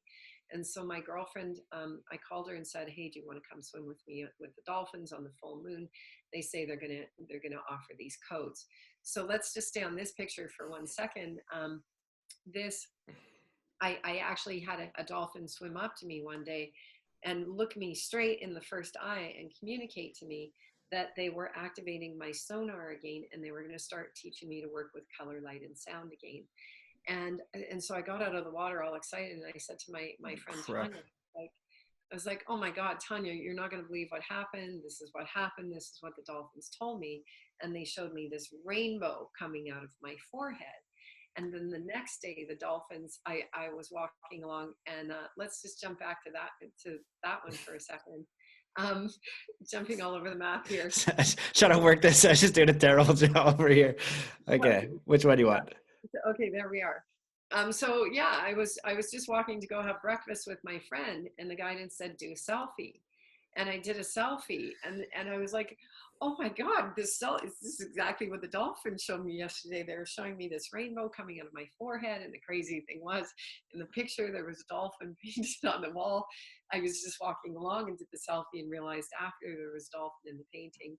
The whole picture is completely unaltered. The whole thing looks really unusual and interdimensional, as though it's been altered by Photoshop or something. This is how the picture showed up. And I took like 20 pictures, and they all looked the same, and ran to my girlfriend. She ran back to the spot and tried to do all these selfies, nothing. This was one of those interdimensional moments that was captured on film. I've never written my story down, but the pictures themselves are pictures I can share with people, that people go like, wow, that's like so cool. And then it activates their mirror neurons for what's potential within them. And really, my whole journey has been documented by really extraordinary photos like this. And there's the one other picture where I'm guided to share, where I'm surrounded by the violet light. It's my back. Yeah, that picture. So I did lots of work in Egypt with the grid lines. And this was in 2015. And the guidance downloaded the trip like probably 8 months before, and said that I needed to go with a group to Egypt, that we were going to receive the codes to bring in the codes for the 144,000 ascended masters to embody fully before the end of August 2016. And so this was in a place called Abydos, which is considered the heart chakra of Egypt. And in Abydos, you go into all these different rooms, and the rooms open up the 7 sacred seals around the heart. And then I went into a room beyond those rooms after going through the 7 rooms. And I felt this presence, and it was this clear presence of the Christ. And the guidance said to go get my friend home and tell him that he needed to take a picture of what was about to happen. So we went back into the room, and I'm like, I don't know what's going to happen. Just take a picture if something does. And this is what happened. And other friends who were there saw this with their own physical eyes. What I experienced was my whole body bursting into the violet flame. I experienced myself at a cellular level, and all of my cells suddenly bursting into the violet flame, which is the flame of Christ consciousness. It is the color of violet that purifies the cells back to the source code, or back to light, so that we can restore interdimensional capacities, our Christ consciousness, which is really the teachings of quantum physics. And that's what was captured on film. And after I had that experience, I started receiving really, really profound downloads about my work on the grids and the final pieces of restoring our consciousness, taking it back from that external patriarchy that was imbuing itself into the grids of consciousness, and how to restore the grids at the final levels within ourselves and activate our 64 codons of DNA. So that was just another moment that I shared with Matt. And those are some of the incredible moments that I've shared for myself that have been captured. There's other pictures I sent to you as well, but those were just 2 that I was guided to share for others, to activate their mirror neurons. When people see that picture, it activates their own mirror neurons to activate the violet flame, overdome the Christed over self over the physical body, and begin that transfiguration process. Because alchemy occurs in the body. These physical vessels are designed for physical alchemy with light. And in some other show I can share about that process, because it is alchemy. There's a lot of heat that goes through the body when we go through these processes. This is why we want to know how to work with the elementals, because when the alchemy begins, it can be a very intense process. Holy crap. That's intense. Well, geez, I was just going to flip through these other pictures real quick just so they can see them. This one, I was like, oh my God, that's like a W. And you can speak on it if you want, or pass. Oh yeah, that one's, I have to zoom in on that one. Okay. Oh, that's funny. Okay. This one's the W. But this one here has got like some sort of wave going like near your face. And what I was going to say, so I'll let you get, what I was going to say for people that might have like challenges with like something like this, like, oh, these are just pictures or something. When I had the experience with Thoth, when I was at a Vision and had a picture come, that was a multidimensional picture in physical reality that someone else saw. I was just like, what the F is going on? In the life and teachings of the Masters of Far East, it says repeatedly that we have technology that can photograph this. That this is an actual part of it. And most of the time that you have like a personal experience, it's just for you and there's no photographic evidence. So these are just photographic evidence that are supporting or basically like a tool that go with the experience that you're sharing, which is the most important part. Is like, look, this experience is something that I didn't go, okay, I'm going to go have this experience now. And then bam, this experience happens.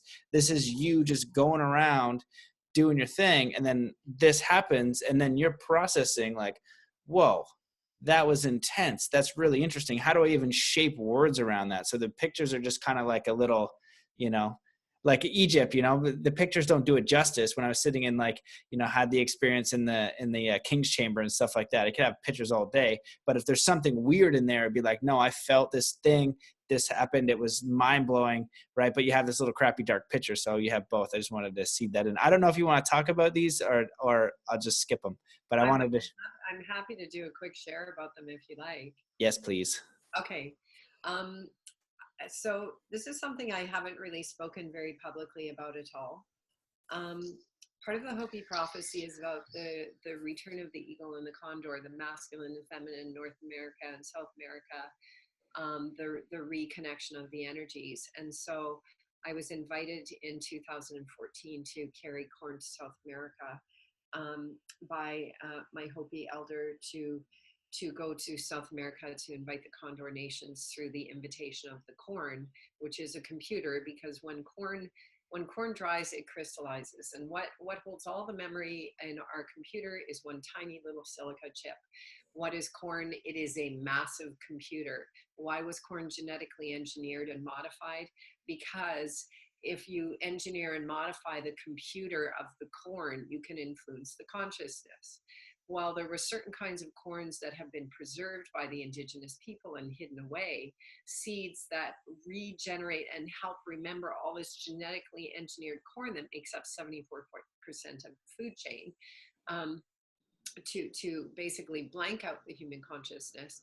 The seeds that were saved by various indigenous peoples on the earth help restore the consciousness of all corn, because everything communicates non-locally. And that's why many indigenous have done seed saving programs and, have lost their lives for it and have had to really hide it away. So I was asked to carry corn to South America to make an invitation to the Condor Nations to fly with the Eagle Nations again.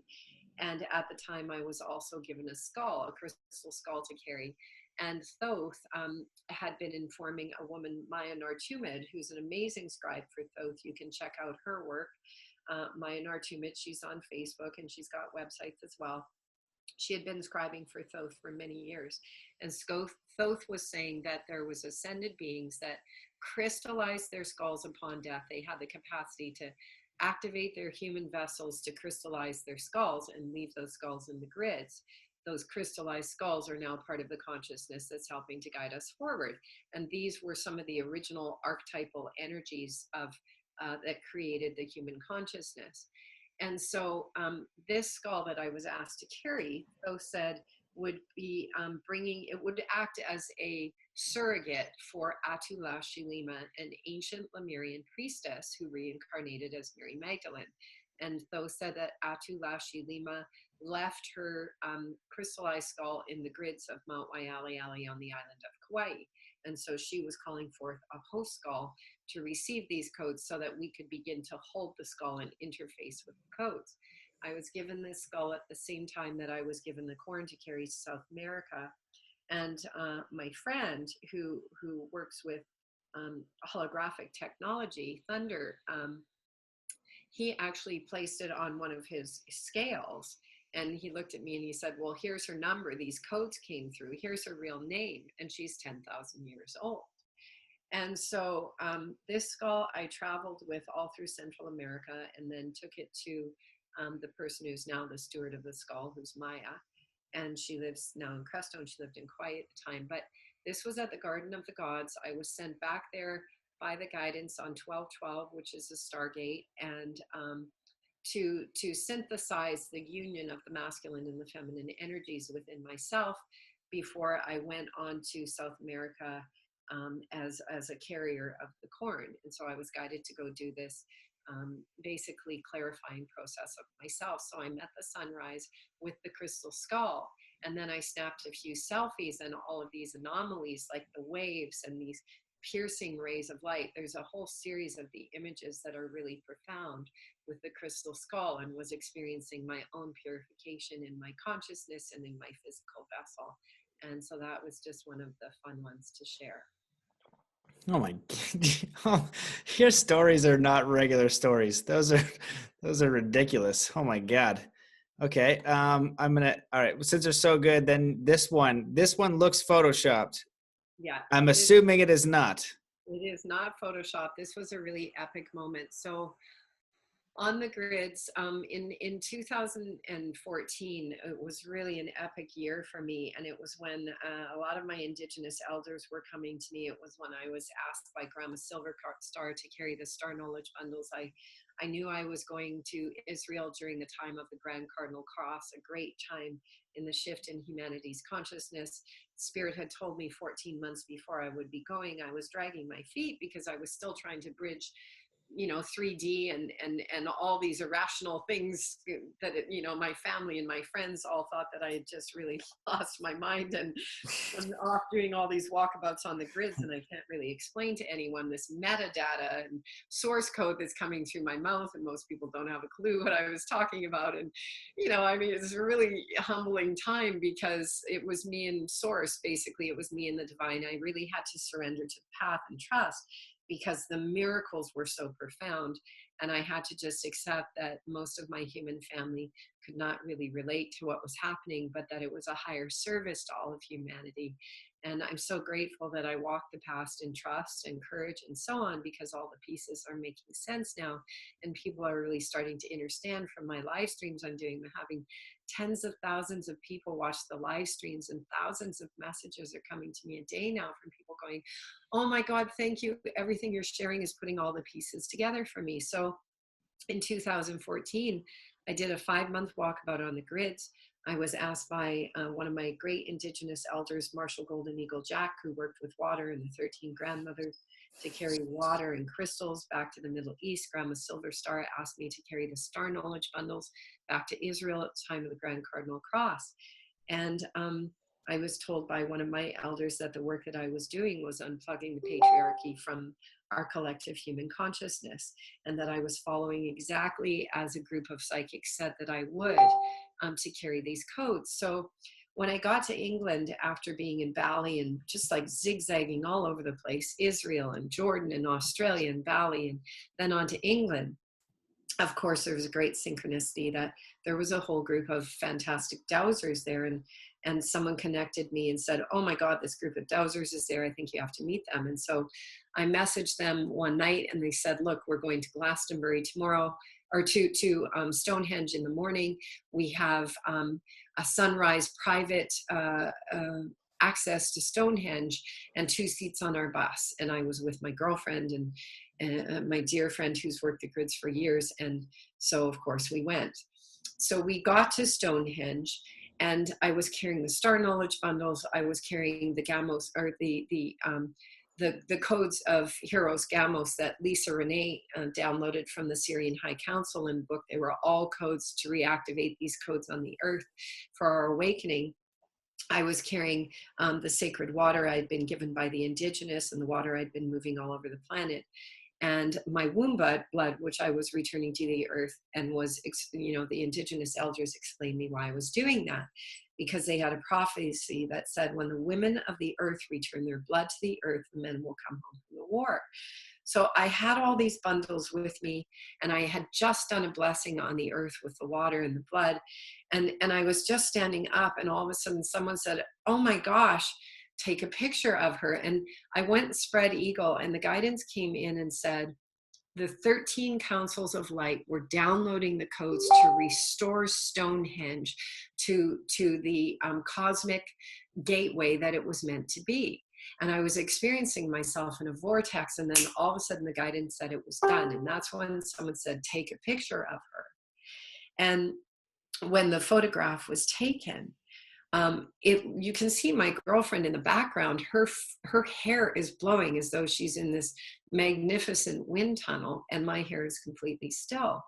And that is the photograph that was taken when the guidance said that the codes were done downloading. And what's amazing is you probably can't see it super close on this picture, but I've got to plug my computer in. But what you can see is, if you look really close, a vortex in the sky above me. And that's what I was experiencing myself to be. I was experiencing myself to be inside of a vortex, and you can see it in the clouds. And if you look at that picture, the shadowy picture of me, it's not even the same profile as what you see. The eyelashes in my profile, as though I'm turning my head towards the vortex in the sky. You can just kind of see it where the cursor is right now, the center of the vortex. But it's like I'm looking towards the vortex in the sky in the multidimensional part of me, whereas the other part of me is looking down at the camera. And that's when the 13 councils of light said that Stonehenge had been physically reprogrammed to restore the 13. The guidance always said that I was here to unify the 12 tribes plus one and restore the missing tribe on the planet, which was the tribe of the Magdalene, the feminine Christ. The guidance always said the feminine Christ had to be restored within humanity's consciousness in order for humanity to awaken, because the story was obscured, and both masculine and feminine Christ consciousness was distorted. And what is Christ consciousness? Christ consciousness is quantum physics. It's the keys for how to play with this quantum field. And so that's when the 13 councils of light said that the 13 codes of our DNA were restored, or the 13 strands of DNA were restored, and that it would start going through all these different stone megaliths on the planet through the grid lines to start preparing humanity for the awakening. So that's what was happening in that moment with that picture. Holy crap. What? That is amazing. There's not even words for that story. Wow. Okay, cool. Well, you just have to come on like every week and just give me like a new story. I have like probably 5 to 10 mind blowers, and I think that you've got about like 50. It's like I say that I've walked a 13-part sci-fi movie. I say it's not my story, it's humanity's story. It's the truth of the restoration of the feminine Christ in our consciousness. And I keep saying, like, send me the screenplay writers. I'll tell the story. I'm really good at telling it. Someone else can transmute it into a book and a movie series, because it's really humanity's birthright to know the story. I walked on these grids for 7 years. I always say that they say that there's 7 lost years of the journey of Jesus. And I always say that I know exactly what those 7 lost years were. He was walking the grids, interfacing with the consciousness of nature, of the cosmos, through walking the grid lines and bringing codes of awakening to the family. And that's what really my journey was for those 7 years, from 2011 till now, 2018.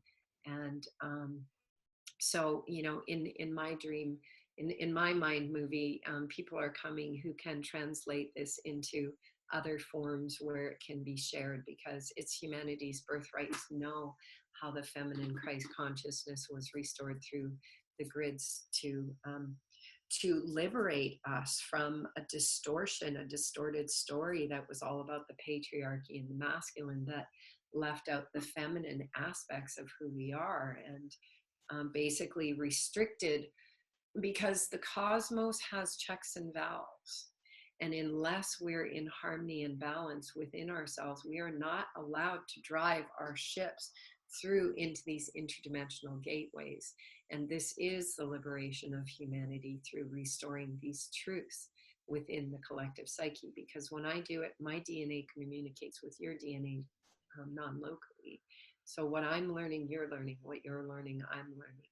And we really all do have incredible stories to share of this collective human journey. I say it's the journey of the courage of the human heart to overcome all things, because in the end, it's all about love.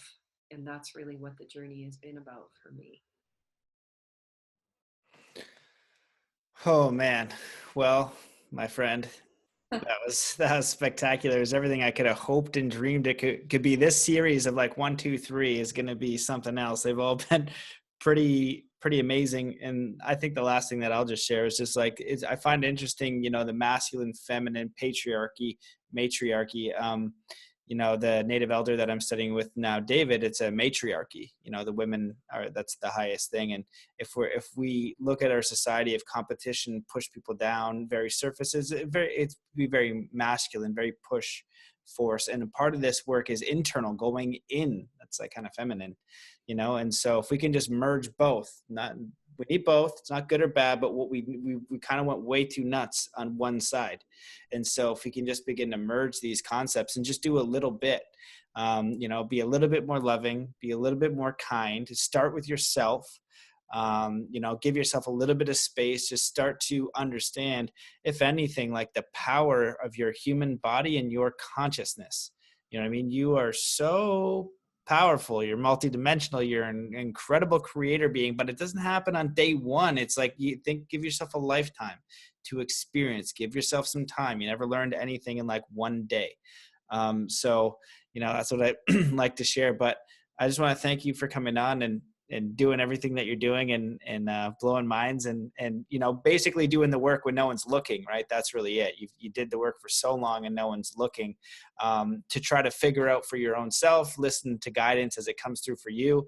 And that's what we got to do for ourselves, that internal voice, that little whisper, who we are, and then take those steps and follow the thread. And they're going to leave you sometime, it's going to lead you somewhere. It can be challenging. It can be scary. But if you're following it or not, and you can ask for help too. Am I on the right track? Can you give me a little bit of a sign here? Nope, way off. Okay, cool, thank you. And universe will help you out. So I just want to see if there's anything that you wish that I had asked you, or anything that you want to leave with. You can feel free to go as long as you wish. Okay, cool. Thank you so much. Well, as you were talking, I'm so inspired again. I just keep hearing like, let's begin to, I'm hearing this date, November 11th, like, let's create an event. Let's pull our audience together in physicality somewhere on this earth plane. Let's all come together for, whatever, a week, a month, 10 days, 2 days. Let's begin to play. Everyone has a gift. When I started doing Joe's work years ago, I had this vision of like 12 of us coming together, creating an event with a lot of people, and 12 of us mic'd up who maybe have been kind of like on the forefront visually, or, doing like what you're doing and so on. 12 of us mic'd up, but in the crowd. And we just start a conversation like this back and forth with the 12 that are mic'd. But we start like, the audience starts coming into the conversation, because this is the restoration of excuse me, of the sacred circle. This is why the indigenous always help the sacred circle and the sacred hoop. The importance of the sacred hoop for the rise of humanity is about equality, and it means that everyone in the tribe, everyone in the family is equal. Everyone has a gift for the puzzle. Everyone has wisdom to come through them. And whenever I sit in sacred circle, it's so profound, because we can't hide behind our ego and our self-importance, nor can we hide behind our lack of self-confidence, because in sacred circle, everyone can see us. Secondly, in sacred circle, it creates a container that the cosmos recognize, a unified field of the heart, and it starts allowing us access to greater cosmic wisdom. And the 5-year-old in the circle can come out with the most incredible things coming through their mouth, or the person that we consider a street person or a bum comes out and says the most prophetic thing. And so that was kind of this vision that I was given a long time ago about these events starting to happen, where it's just like this greater dynamic starts to work through us, and everyone becomes participatory in the group. And it's moving and it's dynamic, and none of us know when we show up. We don't show up with a schedule or a game plan or an outline. We come because we recognize our power as a collective human consciousness to play. And we create the container, and all those who are stoked to be a part of it show up. And like I say, people who are stoked with the idea go, hey, I got the perfect location. We got the perfect accommodation. Let's make this accessible. Everyone come with the gifts. And let's find out what the greater consciousness wants to download to, through, and from us, to open the veils right before our eyes through this participatory, no longer one person on the stage sharing. We're ready. We're ready to lead as a collective.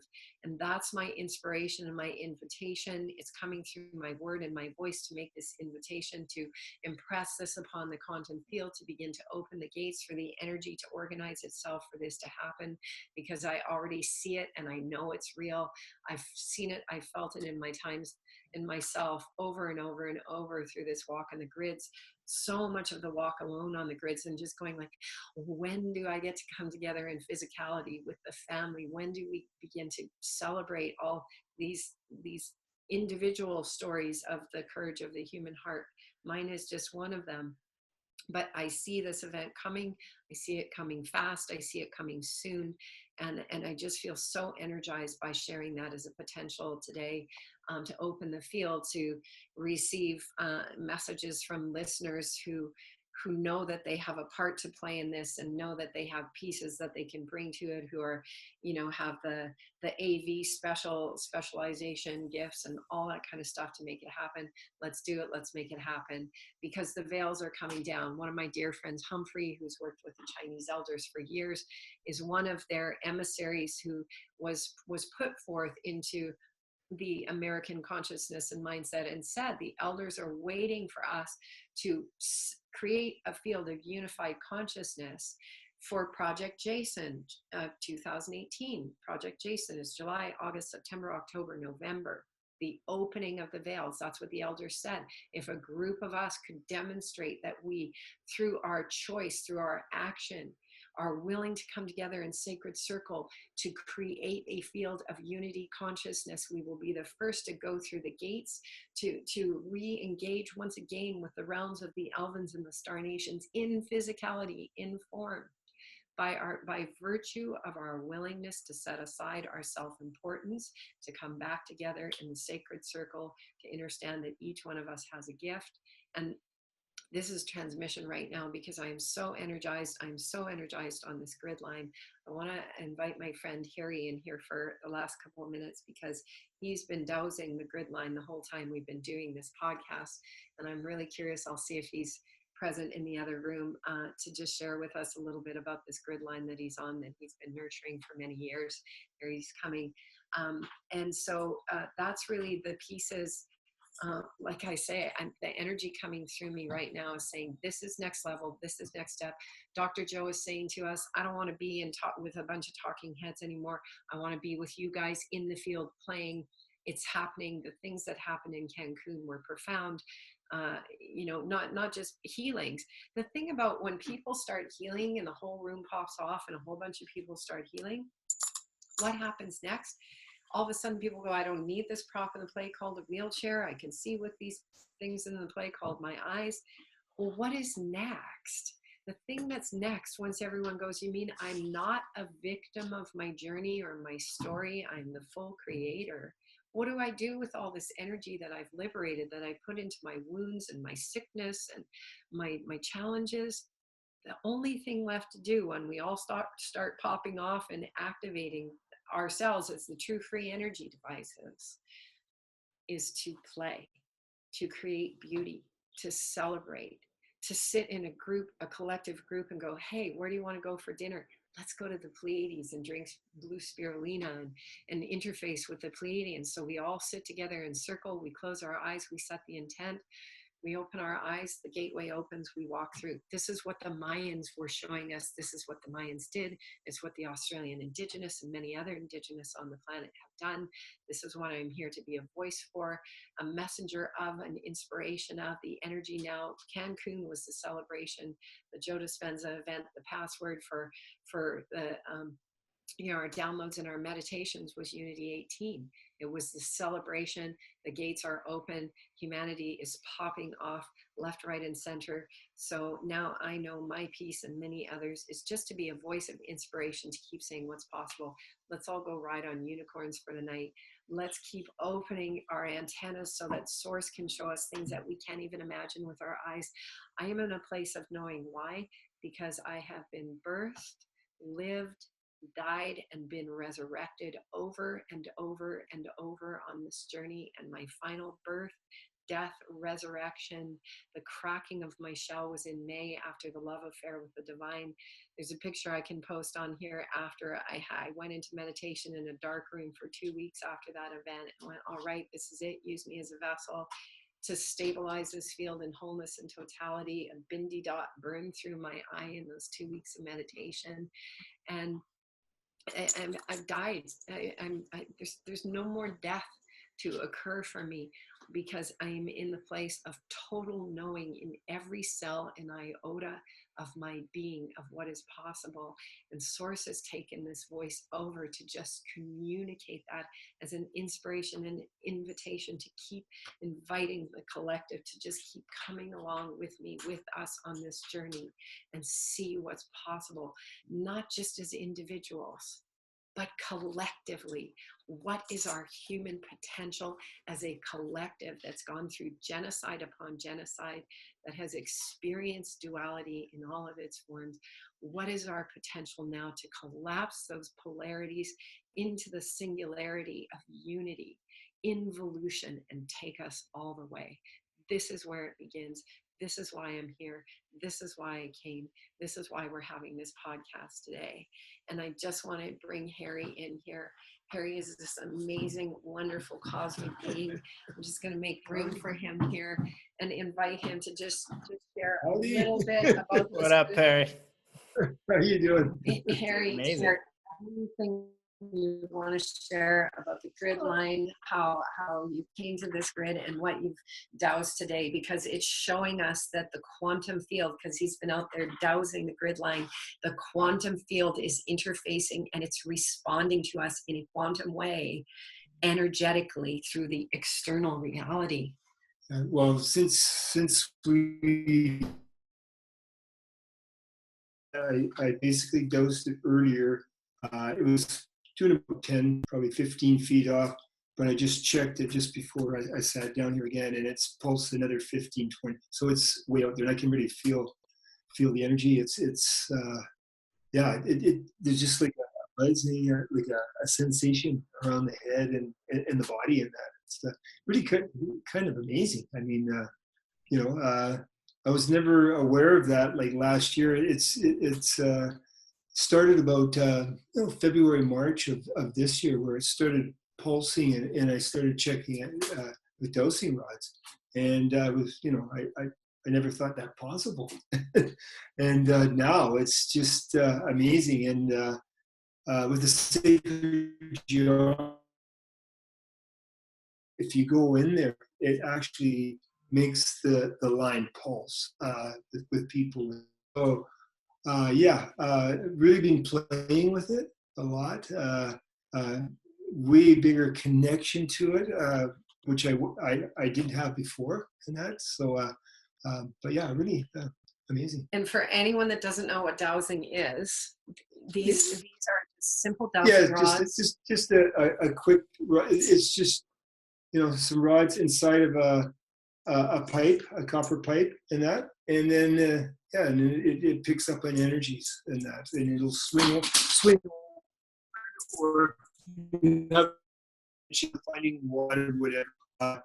But yeah, it lets you know, like if you go near a plug or a switch, it'll open up if you want the intention of finding an energy source in that. So I just play with this, and I did have a woman from England, Marie Wheatley. I don't know if you've ever heard of her at all, or but she actually came and dosed the property about 3 years ago, and there's ley lines all over, and I was not aware of them, and all the paths and the sacred geometry all ended up being on ley lines, and the sacred geometry had 2 ley lines go right through the center.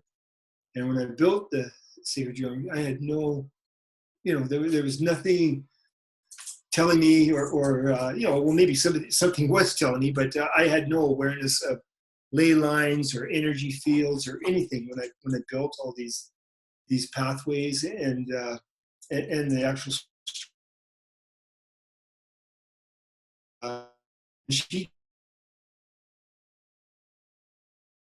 church, and it's an built, and I put a quartz crystal on every corner. So yeah, it's really just gone from there.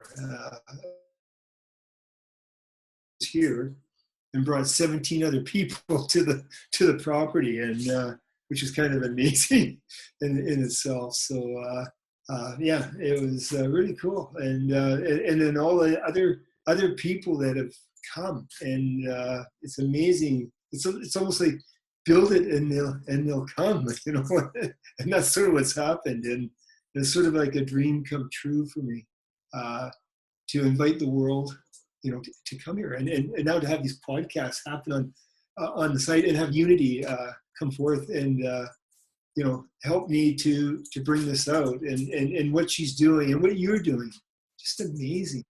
And you guys are, I mean, it's just unbelievable what's going on. It really is. I love this, man. Oh yeah, no, it really is. It's just like you're talking to a guy that used to be into sports and drink beer in the day and all this stuff, and then here I am today. Who would have thought, on this journey, and spiritual expansion is just mind blowing. So. Yeah. And so, Matt, I feel, because you did say anything else to add, I feel like this is a really whole important segment to add to the end of this, because we talked about, how do we align with this underlying geometry of creation? How do we get into, they're called the atonement grids. So the earth has her own meridians, just like Chinese medicine. She's got her own lines. Well, the cosmos itself is teeming with all these other levels and layers of lines. The axiatonal grids are what connects all of it, all these levels of consciousness. And so just for people who are not aware of grid lines or not aware of dowsing rods and how they work, if you don't believe in dowsing rods, or just, you can use a stick to find water. How is oil found by oil companies? They use the best dowsers in the world to find bodies of oil under the earth, just using rods that respond to the electromagnetics of the earth. And the little rods go in or out because they respond to energy that we can't see with our eyes. This is the pyramids. All these ancient structures are on grids and ley lines of the earth. And so the reason it's really important to bring this piece in right now, at the sort of completion of today's talk, is to understand that if we could really see what the reality looked like around us, it would be the blackness of space. We are projecting onto the blackness of space through our first eye a story of collective agreement. Our first eyes are going through rapid transfiguration, transformation. I say the movie theater, we are moving walking theater. Right now the theater is closed down for renovation. We're getting high def surround sound through the first eye. So these grid lines are energetic lines of consciousness, and the importance of bringing it to our attention is the point of the grid line pulsing and getting bigger. It's excited consciousness going, they're getting it. It's responding to our actual communion with it. And so our thought and our word and our song and our intention is so significant, because these grids, this consciousness is recording what we are emanating forth into the field, and will begin to reorganize particles of matter into form to reflect our intentions and our thoughts and so on.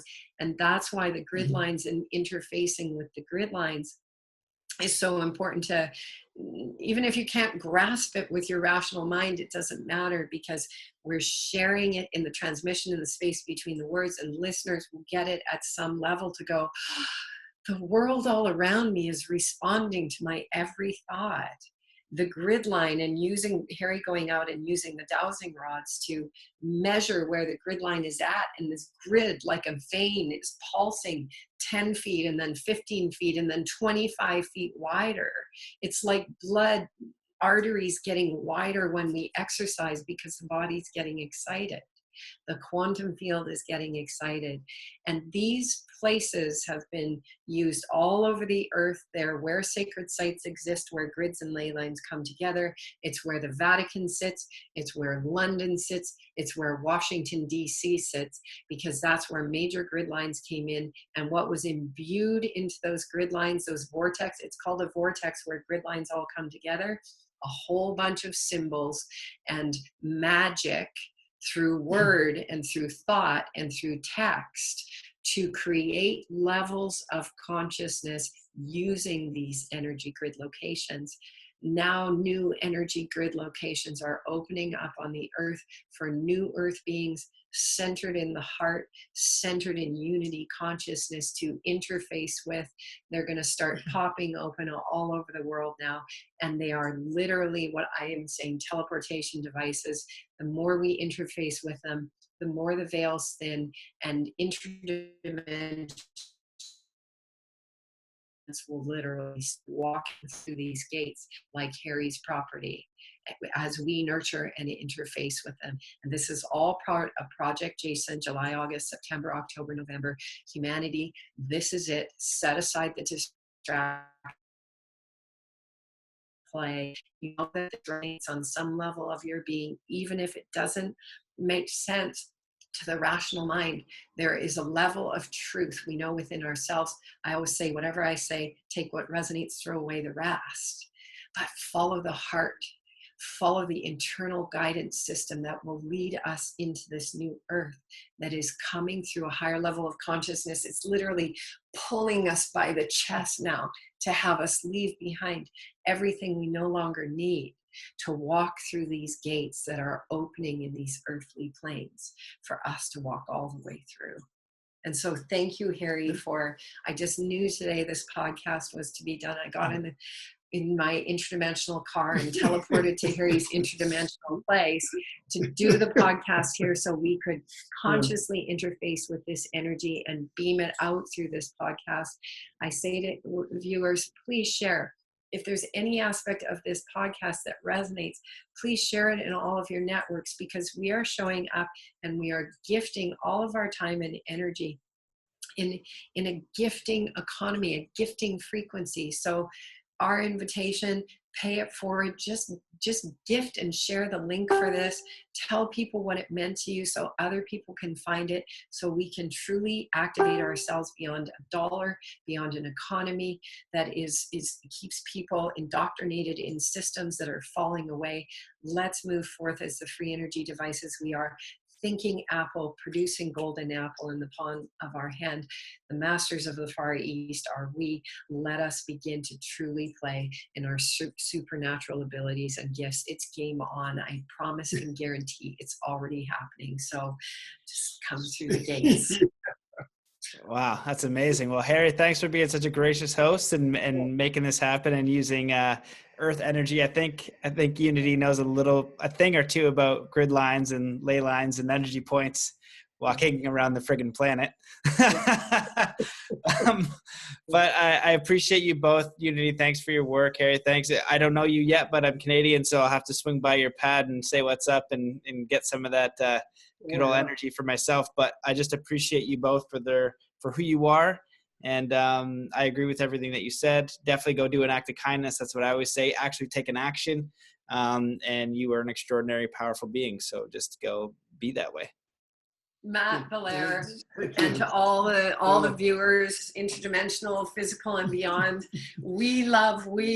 Let's rock this. Let's play the way we're meant to. Innocent, pure children of this garden, the living library as it was meant to be. Let's all go swim with dolphins, ride unicorns through the gates, and so much more. Thank you, Matt. Thank you. Love you guys. Thanks for watching. Bye.